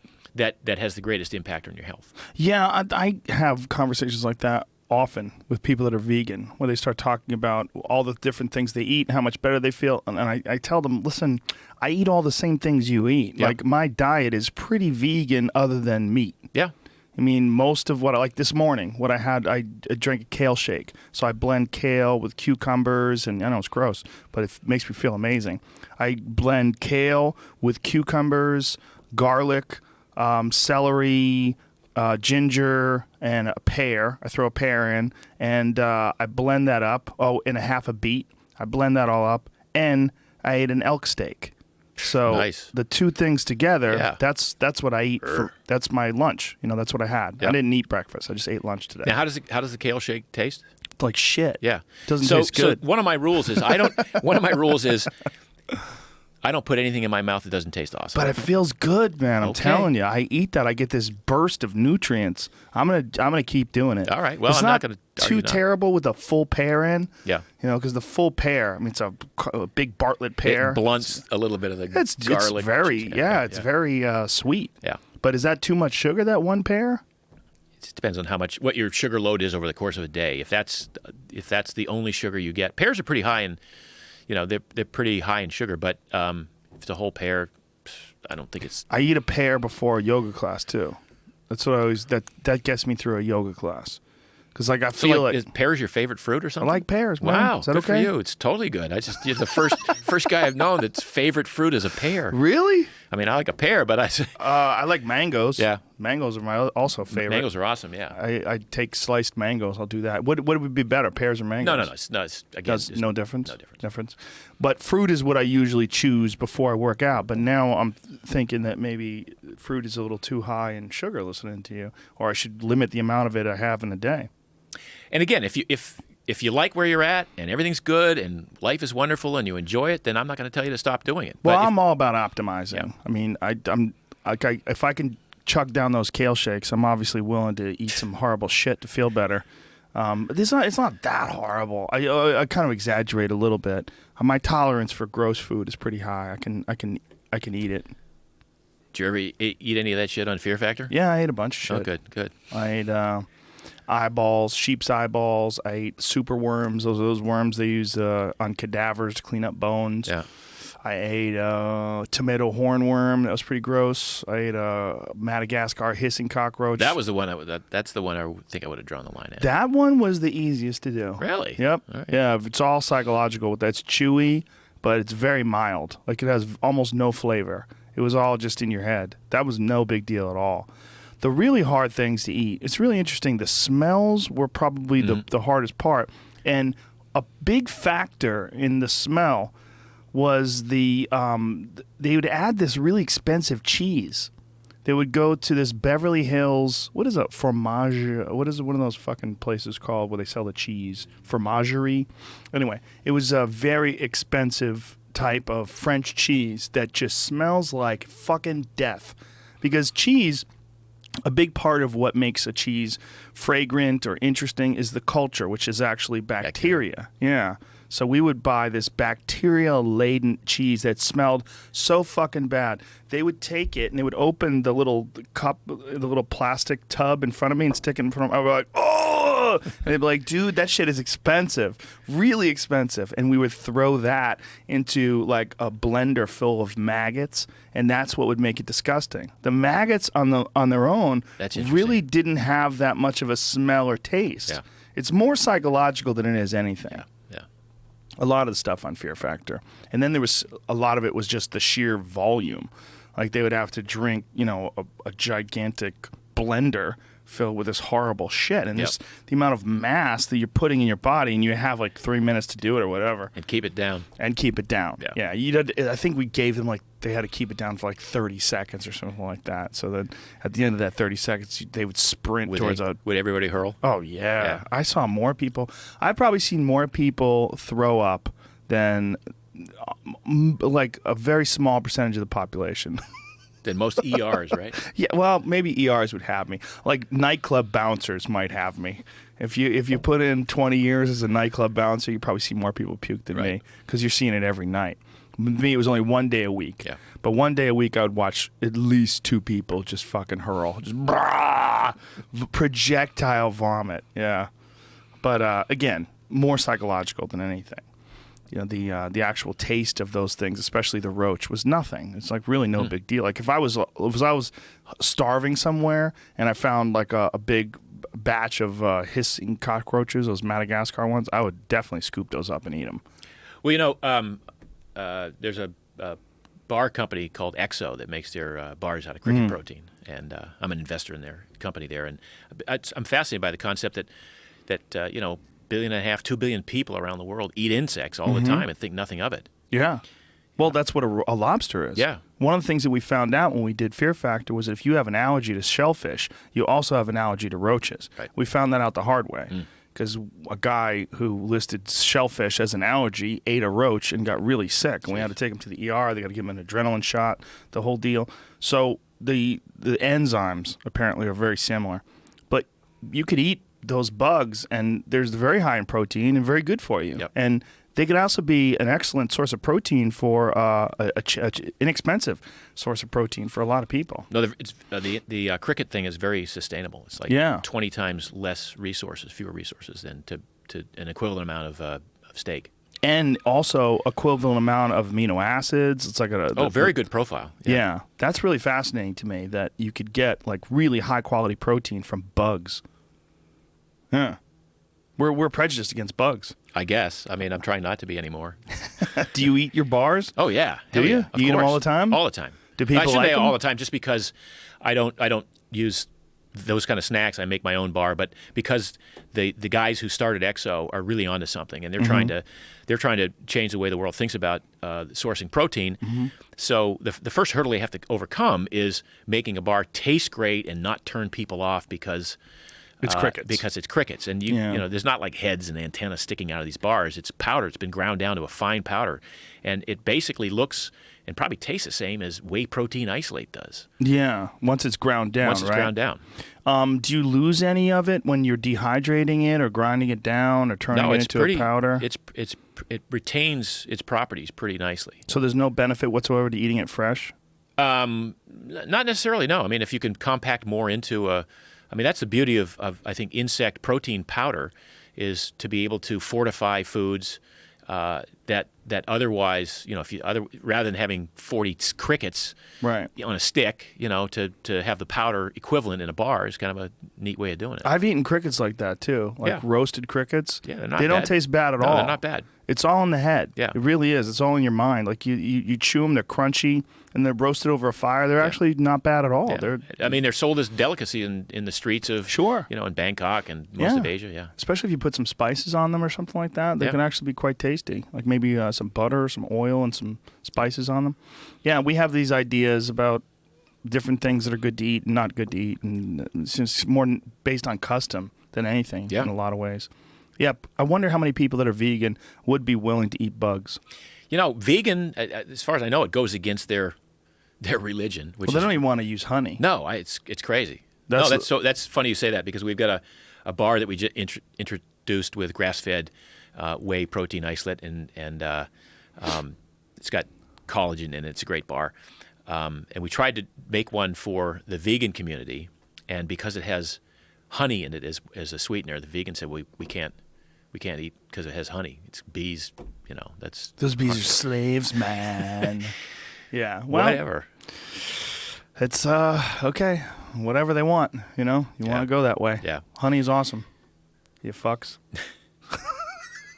Is there any like nutritional benefit to being a vegan, or is there deficits involved in it?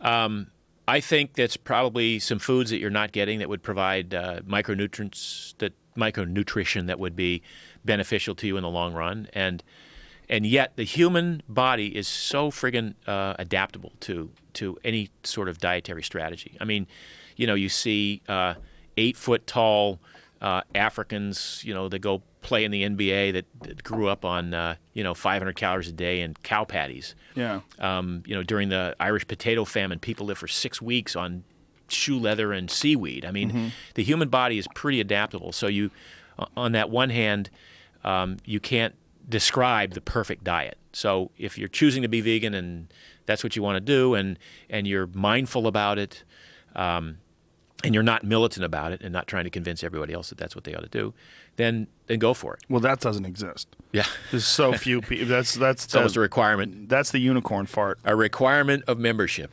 Yeah. What are the there's a few plants that do have a full complete amino acid profile, right? Like quinoa is one of them. Yeah, I mean, there's great plants. I wouldn't say they have a full amino acid profile. It's what's lacking. Well, if there's nothing lacking, it's the relative amounts that make the difference. So it's a protein efficiency ratio. That, right.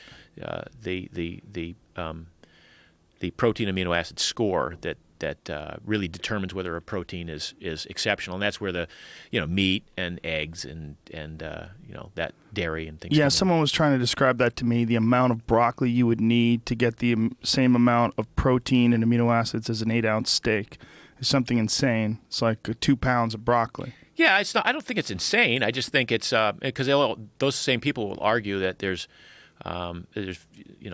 it's on a I think it's on a per pound basis. It's almost like it has the same amount of amino acids. I forget where I heard that. Some vegan cited that to me, and I know that broccoli does have some amino acids in it. You just have to eat a big bowl of it. And if you're a vegan, that's what you do anyway. So I'm not going to criticize that choice. I just think that if you're missing certain amino acids, you better balance it with something coming from legumes or some other source. You have to figure out what amino acids are lacking based on what plant protein you're taking. The human diet was always based on a wide variety of things that you were taking in. Just not just one kind of thing, but something off of this shrub, off of this bush, out of this ground, and a tuber here, and some quail eggs here, and it was always a 200 different choices within a 5-mile radius. Or whatever you can just get in your system. Whatever you get your hands on. And that's where the insects came in. That's where we don't talk about, amphibians, but imagine living on frogs and snakes and eggs and, and wheatgrass. And just, it's pretty amazing the variety of foods that we can eat. So typically you start your morning off with butter coffee with MCT oil. Is that what you put in it? I just eat regular coffee. Just regular coffee? It's just, I don't. I'll have buttered coffee every once in a while, but I don't feel like I need the calories to get my day going. I just want the cup of coffee. You just want the caffeine. Just want the caffeine, and I actually don't want to. I don't want to interfere with burning off my own body fat. So not that it interferes with it, but that's 500 calories that or 250 calories coming out of the coffee that otherwise is coming off my gut. Interesting. So when you wake up in the morning, it's all dependent upon how hungry you are. Yeah. So if you're hungry, maybe then you'll have some butter coffee. Yeah. And if you're not hungry, you'll just have regular coffee. Yeah. Black. No, a little bit of cream, but Okay. just enough to color it. Yeah. Mm-hmm. And like your first meal of the day is probably lunch? Yep. And what is that? Usually a salad. I have a big ass salad, I call it, and it's it's lots of greens and some form of protein. Might be salmon, might be chicken from last night's dinner, might be tuna. And what size? Like an 8-ounce portion? No, it's a. No, I mean as far as protein. No, not much protein. That's the other thing that I've realized over the years is that we don't need that much protein. And even if you're doing work in the gym, you don't need 200 grams of protein a day. That's bullshit. You just can't process that. Well, what is that from? That's from the bodybuilder powerlifting mentality? Yeah, so that's from the Muscle and Fitness days, and Right. that's from Dave Draper and his freaking blender full of stuff. Who's and, Dave Draper? Oh my God, you don't. So Dave Draper is before your time, man. So he was on the original Southern California blonde bodybuilders. He was in every ad for shakes and mass gainers and things like that. Mass gain. Yeah, That's all sugar, right? yeah. A lot of those things. Oh, that's nasty stuff. That's just like cheap ass protein and high fructose There he corn is. syrup. Yeah, there he is. Yeah, it's Dave Draper. Swole. Yeah. On the beach. Hello, ladies. So that guy would advocate massive amounts. Yeah, but I mean that guy. When you can process, when you're taking in superhuman levels of steroids, you can process all kinds of protein. Look at him today. Yeah. Is that today, Jamie? More recent, 2005. Yeah. Still looking pretty good. He's probably about 70 there. Yoked. 60 what? 63. 63 right there. He's your age. Yeah. Yoked as fuck. Yeah. Look at him. Maybe he does a little steroids too. What do you think? You think? Could be, huh? But so people needing protein, it's maybe women probably need 50 to 75, maybe 80 grams a day. Even guys, training fairly hard, no more than 130, 140 grams a day. Now, what's the muscle and fitness mentality or the powerlifting mentality? It's like there's a certain amount of grams per pound of body weight that they Yeah. describe. Well, What do they say? that's all over the place. So it might have been 1 gram per pound of body weight or 1.5 Right. grams per pound of body weight. Well, That's if you like weigh- 200 grams a day for me. Or, yeah. A gram, I'm 200 pounds. Yeah, so I would gram have to have per pound. 200 grams of protein. That's a shitload of protein. How much man. is a steak? Like a 12-ounce steak. 50, 60. Jesus Christ. Yeah. So I'd have to eat 4 fucking Might steaks be in a snip- day? Yeah, I mean, by the time you cook that down, yeah, Might be less, right? What about eggs? How much is an egg? 7 or 8 per That's egg. it? Yeah, that's why these guys would do a whole dozen eggs in their shake. That'd be 70 or 80 or 80 or 90 or whatever grams of protein plus some powder in there.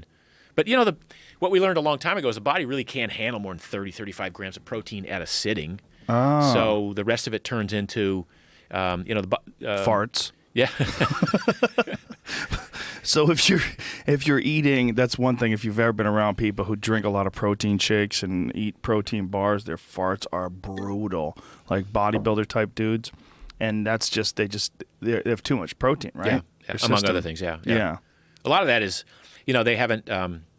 Who knows what's going on with their gut bacteria too? Yeah. That's a lot of protein to put in there. They're probably, if they're eating that much protein, they're not eating much in the way of vegetables. And those muscle milk type supplements, although they are delicious, there's a lot of sugar in those damn things. Absolutely, yeah. All those bars, a lot of bars have a lot of sugar in them. It's a giant issue. Yep. Yeah.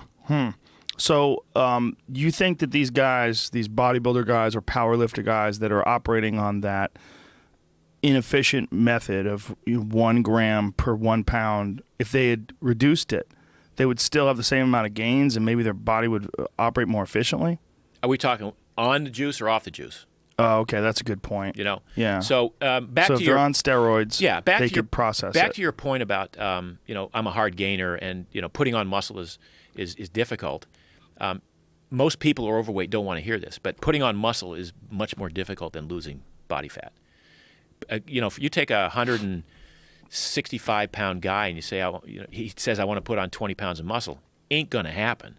Might put on 10 pounds of muscle, might put on 7 over a very focused period of time. It might have to work hard to keep it on. Yeah. Because that's the body also going, if you don't create on a daily basis my requirement to continue to maintain this muscle mass, I'm going back down to where I was. Right. It seems to me that there's like a number of days or years or whatever it is that you maintain that body mass where it starts to become normal. Then your body says, well, this is what we weigh now. Yeah. And then you maintain it. But there's this touch and go period. Say if you weigh 165 and you put on that 10 pounds, like, boy, you got to keep pushing for a long time for your body to say, listen, this is what we weigh. Yep. We need all this power. We need all this horsepower. And we're going to be able to carry a lot of heavy shit all the time. Yep. Exactly. Did you bring your own honey? Is that what's going on over there? No, Jimmy. What is that? That's your ours? honey. I'm having some I'm just like, tea here. This guy's serious. Brings his own honey. No. But honey's good for you, isn't it? No. Raw honey? No. How dare you? I know. Who are you? It's not. It's not good for you. It's not going to kill you. And that's one of those moderation foods. If you want to use it to, like in this case, I put a couple of drops in the tea. But I always hear it's really good, like raw honey. Who do you hear it from? Not the vegans. Honey we know that. people? But People make honey. Yeah. I don't know. It's just it's something that I've always heard. It's not bad. It's just high in sugar. It's a form of sugar, and if you overdo it, then it's probably not as wise a decision as to cut it back. So we got to your lunch, which a big ass salad with a small amount of protein, so maybe like 4 ounces of protein or something along those lines. Yeah. Okay, like a piece of chicken or a piece of fish or something like that. Yep. And then what about dinner? Dinner, I like to have a steak. I got this Wagyu short rib that I get. You like that stuff, huh? It is so good. But it's all fatty. Yeah, that's the point. You like that? That's the point. Man. Yeah, and because you like fat. Yeah, no, my diet is probably 55% of my calories come from fat. But Wagyu is a lot of corn-fed animal. All right, so I make a little bit of an exception there. I can get grass-fed when I look for it at PC Greens where I shop in Malibu, but or at Whole Foods or whatever. But this Wagyu is just such delicious. It's so you delicious. Like that? It's You awesome. like a nice, tender, juicy, fatty steak. Yep.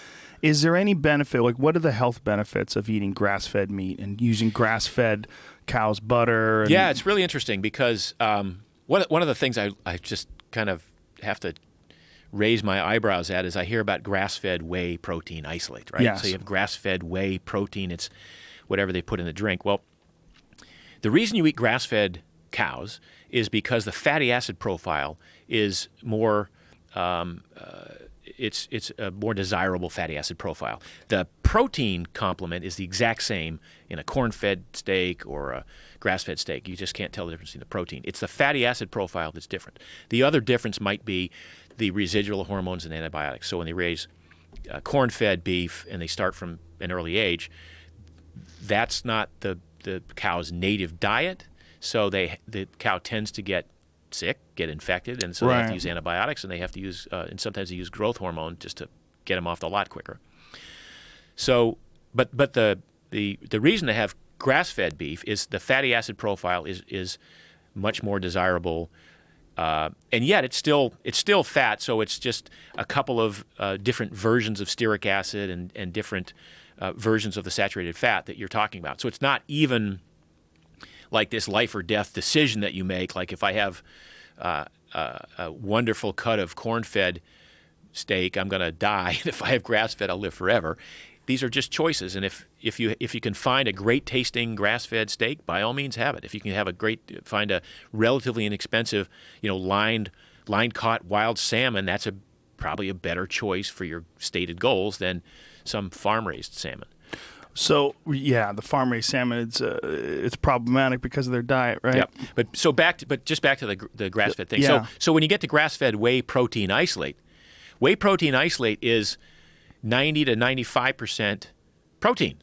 They took all the fat out of it, so It doesn't matter. All the good fatty acid profile that was in it because it was grass-fed is now gone. Okay. So it's like a marketing strategy to call it grass-fed whey protein isolate. So it's not bad, but it's not any better. No, it's definitely not bad. It's not demonstrably better to have grass-fed whey protein isolate versus just regular. What about grass-fed butter? Grass-fed There's butter. fat in that, yeah, right? Yeah, absolutely. That's all fat. So there's an example of that's the exact opposite. Now they took all the protein out of it, and now they're just giving you fat. So grass-fed butter is a great choice. And what is the difference in the profile, the fatty profile of a grass-fed butter versus same as it is with the meat? So when is that difference? I can't cite the research, and I can't cite the breakdown of the fatty acids. It's just that they're more appropriate for a cow that was raised on its native diet, grazing Jamie, grass. pull it up. Pull up. What is the difference between the fat? Because I've heard it, but I can't cite it when somebody wants to bring it up. I prefer the taste of grass-fed meat. Yeah. Because it's a leaner, like more dense meat. It's more like a wild game. Right. Than like a ribeye from a cow that's fed corn. Right. But you're saying that like health-wise, But grass-fed ribeye is pretty good. Pretty good. Yeah. It's more of a fatty cut. Yeah. But you're saying there's not that much of a difference in terms of like the health benefits. If you can get again a humanely raised cow that was not given antibiotics or hormones, you're pretty close to where you want to be. And so I'm suggesting that the fatty acid profile isn't going to be hugely different. Isn't the issue with cows that when you give a cow grains, their body isn't designed to process it, so they develop a lot of infections? Correct, and that's why they use the antibiotics. Yeah. So isn't that, just automatically problematic if you have a grain-fed cow? Not necessarily. So a lot of times you'll have a cow that was raised on grass and then finished with grain. Right. And there's different types of grain. So it's not automatically problematic. It could be, but if you look for the cows that were pastured up until a certain point, and again, they might have been grass finished. Sometimes they'll say grass fed, and they won't tell you it was grain finished. And when they say grain finished, how much time do they spend feeding them a grain? It's a couple weeks. That's it. Yeah. Okay. So they just fatten up for the last couple weeks before the end. Yep. And so they don't have enough time to develop a lot of the massive issues that they might have if they were corn-fed their whole life. In theory. Yeah. So you'll eat a little bit of steak. Yep. And steamed vegetables. That's when I'll have my big plate of broccoli or broccolini or Brussels sprouts or whatever. And what about like drinks? What do you drink? Mostly just water? Or? I used to drink wine at meals. I don't drink a lot of water. I'm soothing a throat today, but with this. But normally I wouldn't drink much water during the course of the day. I let my thirst mechanism, just sort of tell me what to do. And I don't get thirsty that often. I used to go on 50-mile bike rides and not get thirsty. So I've got Really? Yeah. Is that just weird? Just you? I know other people like that. Yeah. A lot of people are of the belief that you should drink water all the day, so you have to pee all the time because you're flushing your body. I don't buy that at all. No? I think it's unnecessary. It's probably I definitely don't agree with that concept. But you might want to do it once in a while just to do your own little cleanse or whatever. But I don't think as a rule of thumb that there's any particular health benefit to that. What about the toxins, What man? about the toxins, man? Yeah. Dude, you're flushing the toxins out, man. I didn't pee clear. I need to drink more. Yeah, that's bullshit. Yeah. I think so. Yeah. I know a lot of people who still do it. I know a lot of people at the gym bring their gallon jug of distilled water in or whatever the hell it is. Well, distilled water is real bad, right? ROS water. Yeah. Yeah, because when you drink distilled water, there's no minerals in it, and it actually robs your body of minerals because it takes the minerals out, right? Yeah. So don't drink unless you're thirsty. No. I mean, that's my rule of thumb, and I don't. So what do I drink with meals? Until recently, I was drinking wine with meals. How come you stopped? So I'd written a lot about wines over the years and how the research shows that wine drinkers live longer than teetotalers. Resveratrol. All that stuff. And there's a lot of good, compelling evidence to drink wine. And yet at the root of the matter, wine is still a source of ethanol. Ethanol is toxic to the body. So you're putting a toxin in your body every time you drink wine.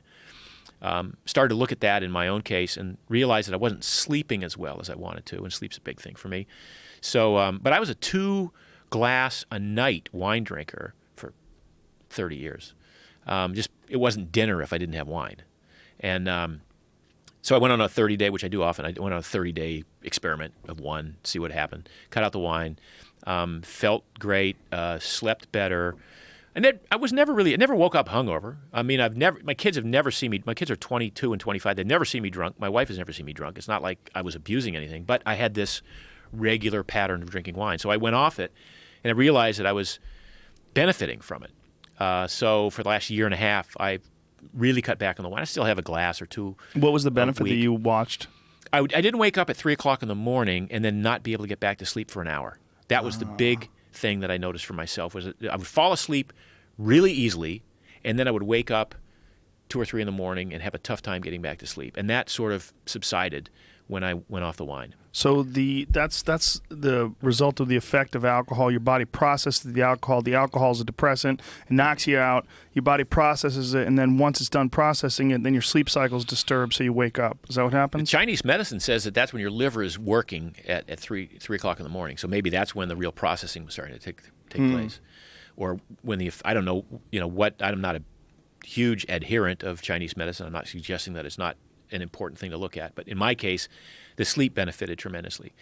So, did you feel any better other than the sleep? Yeah, I mean, I think so. I mean, I didn't really notice. Like I say, I never woke up hungover. I always felt refreshed waking up. But I didn't like not getting that sleep and having to. And then in my case, because I'm not good at managing stress, and I have a fair amount of stress, just business stuff in my life. So that's, when you can't sleep at 3 o'clock in the morning, that's when all the business shit kind of starts to circulate in the brain. Right. And how's this going to happen, and how are we going to do that? So I didn't like that part of it. So a year and a half went without drinking wine, and I replaced it with, I used to be a prodigious beer drinker before I gave up the grains. And I found a couple of non-alcoholic beers that I like. And so, again, it was about the habit, the ritual of dinner. So I couldn't just drink water. I hate drinking water with dinner. So I wanted to find something to replace the ritual part of the wine, and I found these non-alcoholic beers I drink. So I have one with dinner at night, maybe 1.5. Are these non-grain made? No, they're made with grains, but they don't affect me to an extent, and so that's what I've been doing for the last year and a half. And then recently, I came across a guy who was looking at paleo wines, and I'm going, dude, have you coined a new phrase? Is this a marketing ploy? No, there's these wines. There are 300 wineries in the world, among the tens of thousands, that don't use additives or sulfites or colorants or formaldehyde or any of the shit that we put in wine in this country. So if you look at how wines are made in the U.S., some of the more desirable wines from a nose perspective have all kinds of crap in them. And there's like 87 approved additives that the government allows U.S. winemakers to put in their wines. And that's the shit that causes you to get the hangover and feel bad from drinking the wine, particularly the red wines, and wake up in the middle of the night and not be able to sleep. So this guy approaches me one day. Actually, I met him at a conference, and he started telling me a story. And I'm not buying it. You got these wines that won't cause you to fall asleep or won't cause you to wake up in the middle of the night. And he goes, I was like you, Mark. I gave up drinking wine, and I love wines, but I gave them up because I didn't like what it was doing to me. And I found these new wines. So he sources wines from around the world that are made in wineries that don't use any of these additives. And he gave me a case of them to try, different brands and different things. And none of them from the U.S. They're all from Europe or South America or whatever. And these are wineries that have been around for 300 years. They just never bought into the concept of adding shit to wines. Right. And, I realized some of these wines I can drink and enjoy and feel a little bit of taking the edge off and then go to bed and have no ill effects at all. So I'm sort of opening my mind to the fact that there's some paleo-type wines out there that don't have the additives in them that consumed in moderation are probably enjoyable and potentially helpful. That term paleo seems to be a loaded term because people connect it with the idea of the Paleolithic era and what people ate at that time, but it's not. We're not talking about that when you're talking about paleo wines. I know, yeah. You know what I mean? Like it seems it's a weird term. Yeah, and he doesn't really use the term. He uses Natural. Yeah, but the market to which he was catering at the time lent itself the to paleo community. It fits the paleo community. Yeah. Yeah, it's almost like they need a better word than paleo because it's not necessarily even what people ate during the Paleolithic era. You're just reducing grains or eliminating them and concentrating on fats. That's not necessarily what people ate during the Paleolithic. No. I mean that's one of the great misnomers the general public has about the paleo diet is that if a caveman didn't eat it, then we shouldn't eat it. Well, none of this stuff existed in caveman's time. Right. Nothing that we eat, even the stuff we get out of the ground or off the trees, didn't exist then. It's all been manipulated by farming and whether it was inserting genes, it wasn't inserting genes, but we still did genetic manipulation of foods to get them sweeter and more protein or whatever. Maybe it's a loaded term. Maybe we need a new term. Well, I mean, something like primal, maybe. Or... Mm-hmm. Right. Well, primal blueprint. Whoa, hey, that's a good one. Maybe you should run with that. I'll try it. Primal's probably better than paleo, right? I thought from the beginning. I started my project writing the blog in 2006, and I knew early on I wanted a brand that was sort of unique and separate from paleo. I thought paleo had too much baggage from caveman on it. Yeah. And primal sort of has a primary, first importance kind of thing, as well as going back to primal times and primal urge or whatever. So, hence the term primal blueprint, and my primal fuel, and my food products, Primal Kitchen, they're all kind of based around that. So these additives that they're putting in wine is just from an economic standpoint? It allows them to process the wine? No. It's from a consumer demand point of view. So when you get some of these, I don't want to name names, but some of my favorite really expensive California wines that I used to love because of the way they taste. They were thick and rich looking and oaky and all this. It's just all additives, all crap they're putting in there because that's what the consumer thinks is going to make for a sophisticated wine. Wow. And all that is chemical additives that fuck with your body. Yeah. Not all. I mean, enough that they all do. Wow, that's bizarre. I never would have thought that. When I think of wine, I thought wine is just fermented grapes and they go through a process and they store it and... Yeah. My friend Maynard makes wine. I need to contact him. You know the band Tool? Yeah. Maynard, the lead singer of Tool, he has an awesome wine company, Caduceus Wine. Do they make their own wine or do they sub it out to somebody else? He makes his own wine. Yeah. He grows his own. He's fucking crazy, though. Yeah. I mean, I know a lot of people that grow grapes in Malibu, but none of them make their own wine. They truck it out to some distillery to make And when wines. they truck it out, this guy takes it and throws a bunch of shit in there. Whatever. The grower of the grapes who's got his own label will say, I want it to have these properties. It's got to be, this color and this thick. And sometimes if the grapes don't, can't in and of themselves provide that.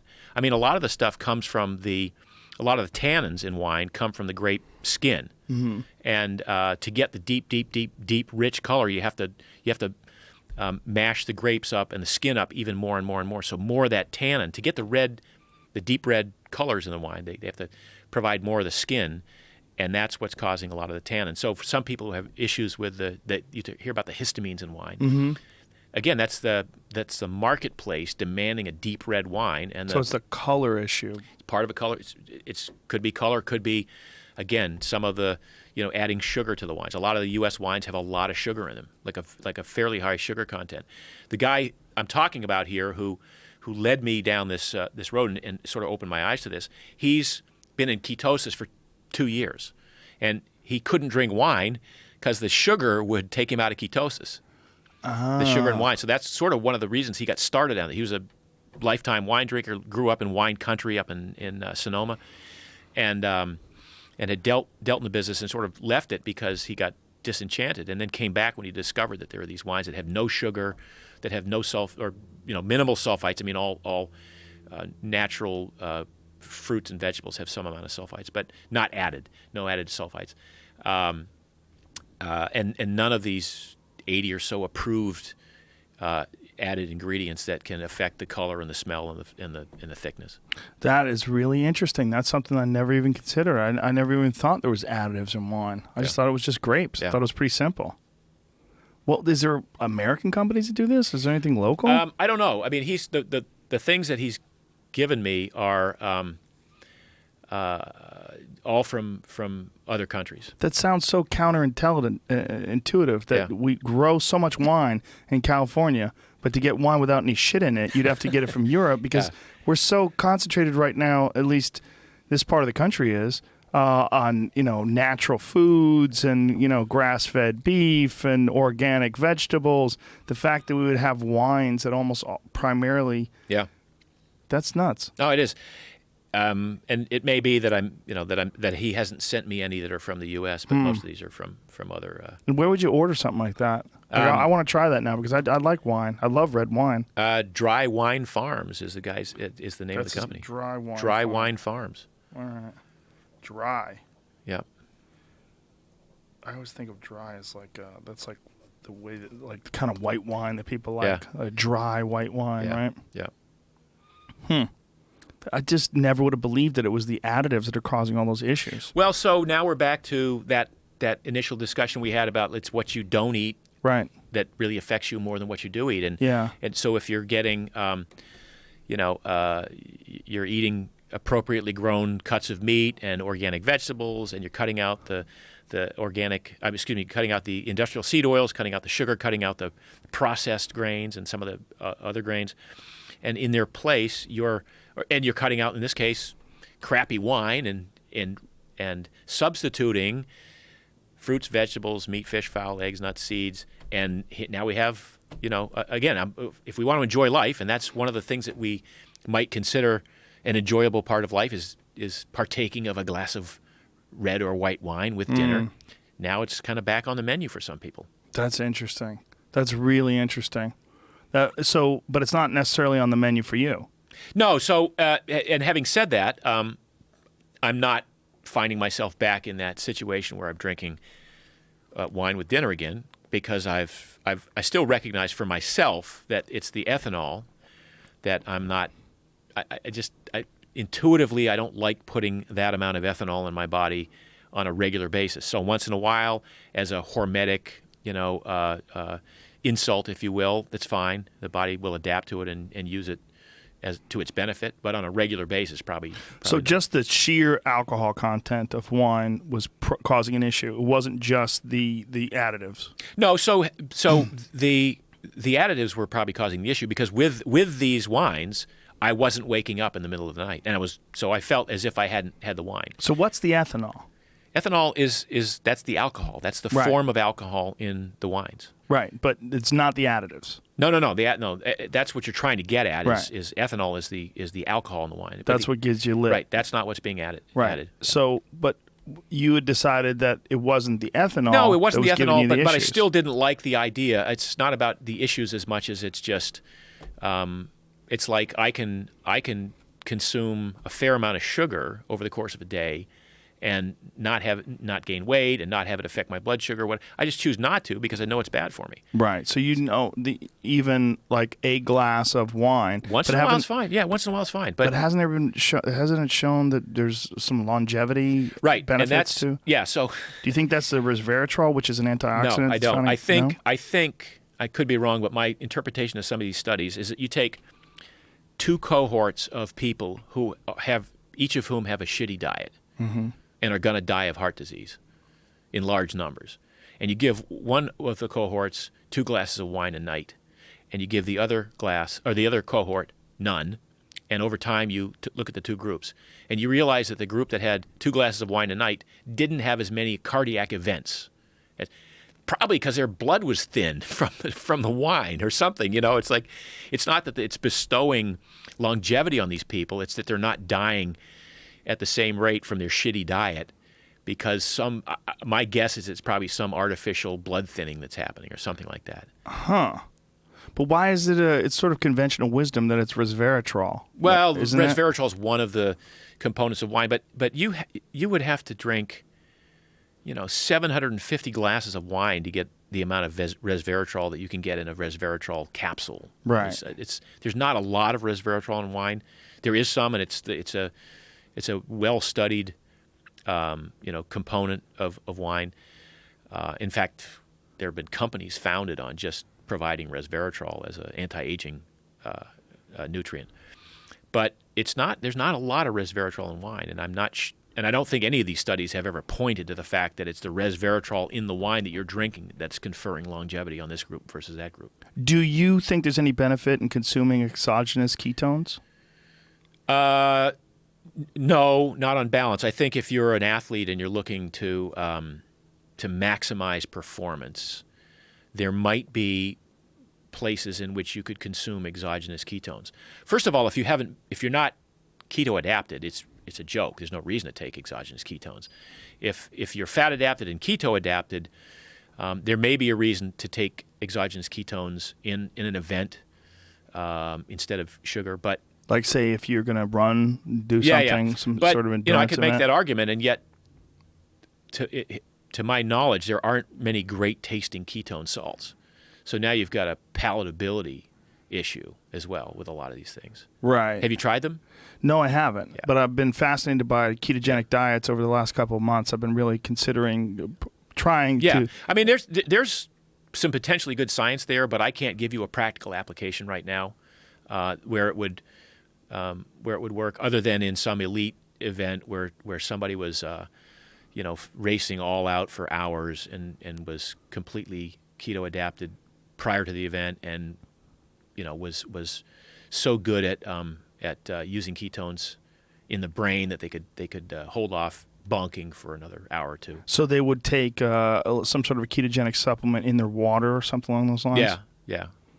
Or not necessarily in their water, but some drink would probably be the easiest way to do it. So if you were going to recommend to someone to try to make your body more fat adaptive, what would be the first step? Just to radically cut back on sugars? Should you do it slowly? Should you taper off? Or should you just give them up?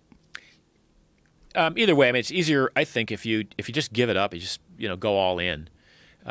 If you're somebody who's been depending on sugar your whole life, and you're doing 400, 500, 600 grams a day of carbohydrate, then going down to 100 or 120 is going to be painful for the first couple of weeks. And when I say painful, we have this thing called the low-carb flu. So you go from your body, your brain expecting to have you refuel every meal for every couple of hours every day with carbohydrate, to then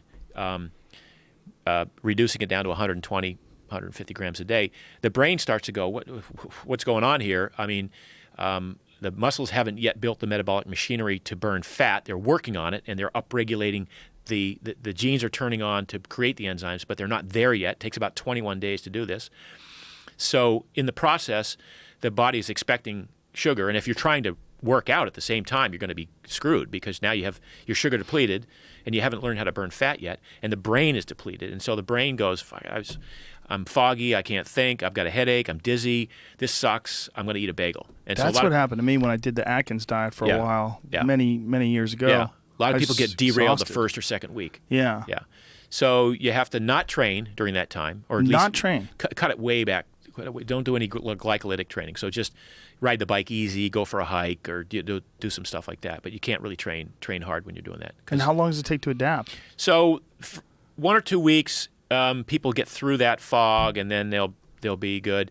I have a book called The 21-Day Total Body Transformation. And the 21 days is about how long it takes to get 80% of the benefits of becoming a fat-burning beast, is what we call it. A fat-burning beast. Yeah, I like that. Yeah. So you got to commit to it, and you've got to assume there's going to be an adjustment period. Yeah.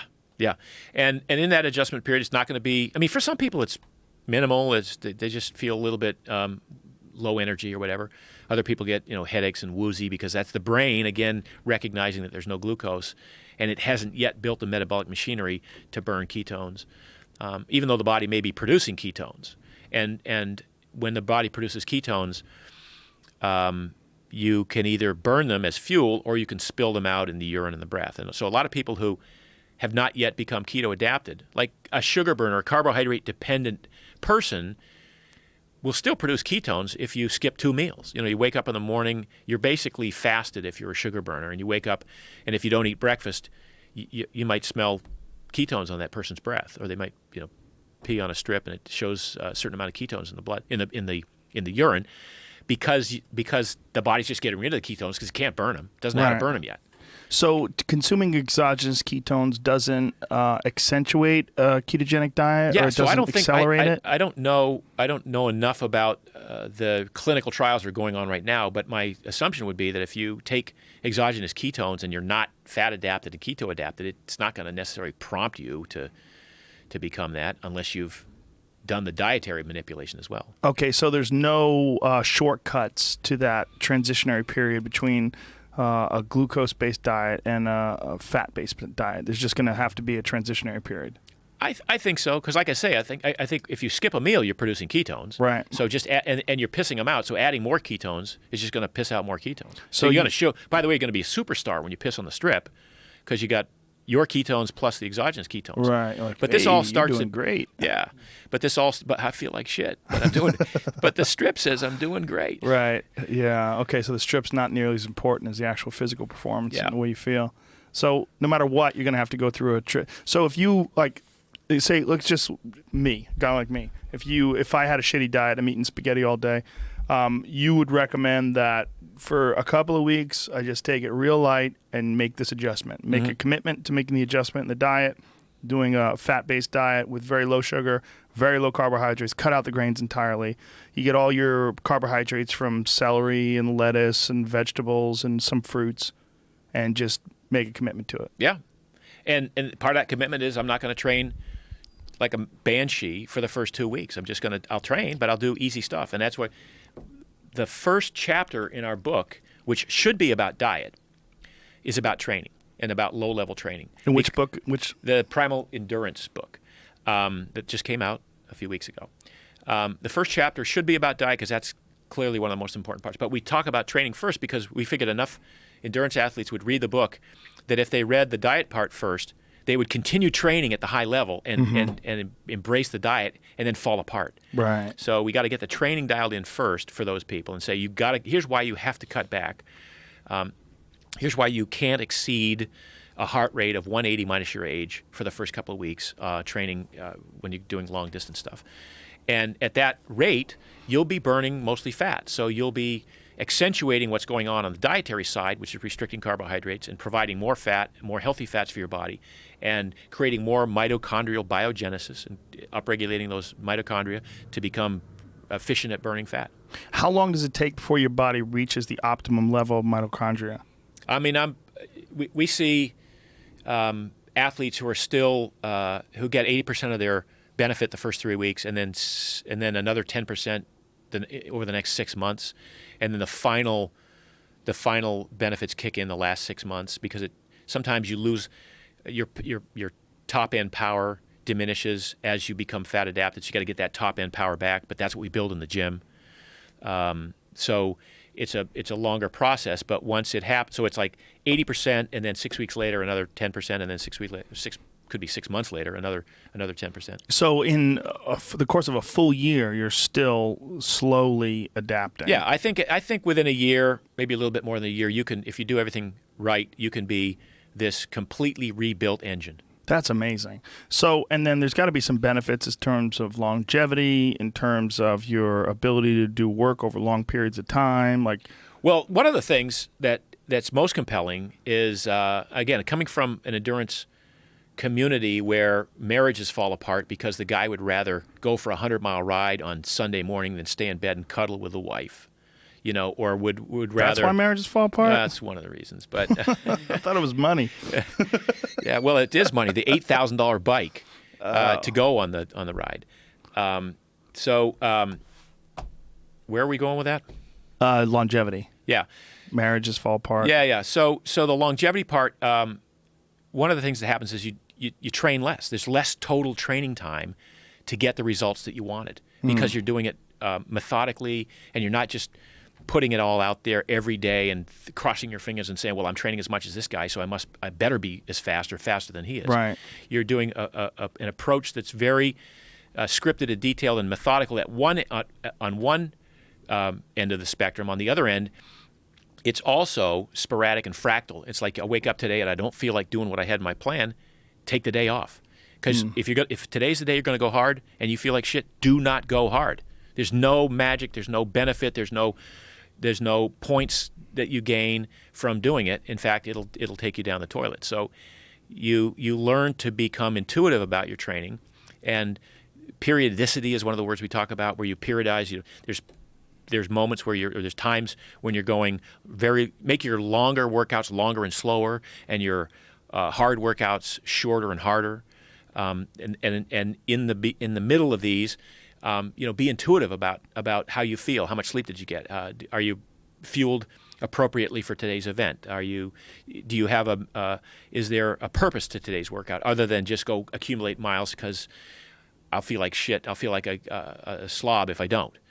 And if you could get around all that, you can start to see some amazing benefits with less pain and suffering and sacrifice, less being beat up, less burnout, less time, and presumably, if you do it right, better results anyway than the old paradigm. So that's going to cause a real dilemma with people that are obsessed with the work rate, obsessed with just doing more than anybody else, obsessed with proving to themselves that they push themselves, they put in all those hours and accumulate, and looking at it, they look at their, like a lot of people have apps on their phone that measure how many.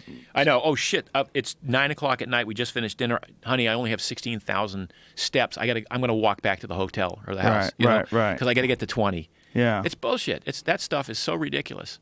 And yet, I was there. I was one of those people who, I lived my life based on the amount of miles I accumulated, and measured my self-worth on whether or not I could hang with everybody I ever raced with in a workout. I never let anybody half-wheel me on a bike ride in any workout. And it was fun, I guess, and it was part of my lifestyle, but it's not. You got to go back to the essence of why are you doing this?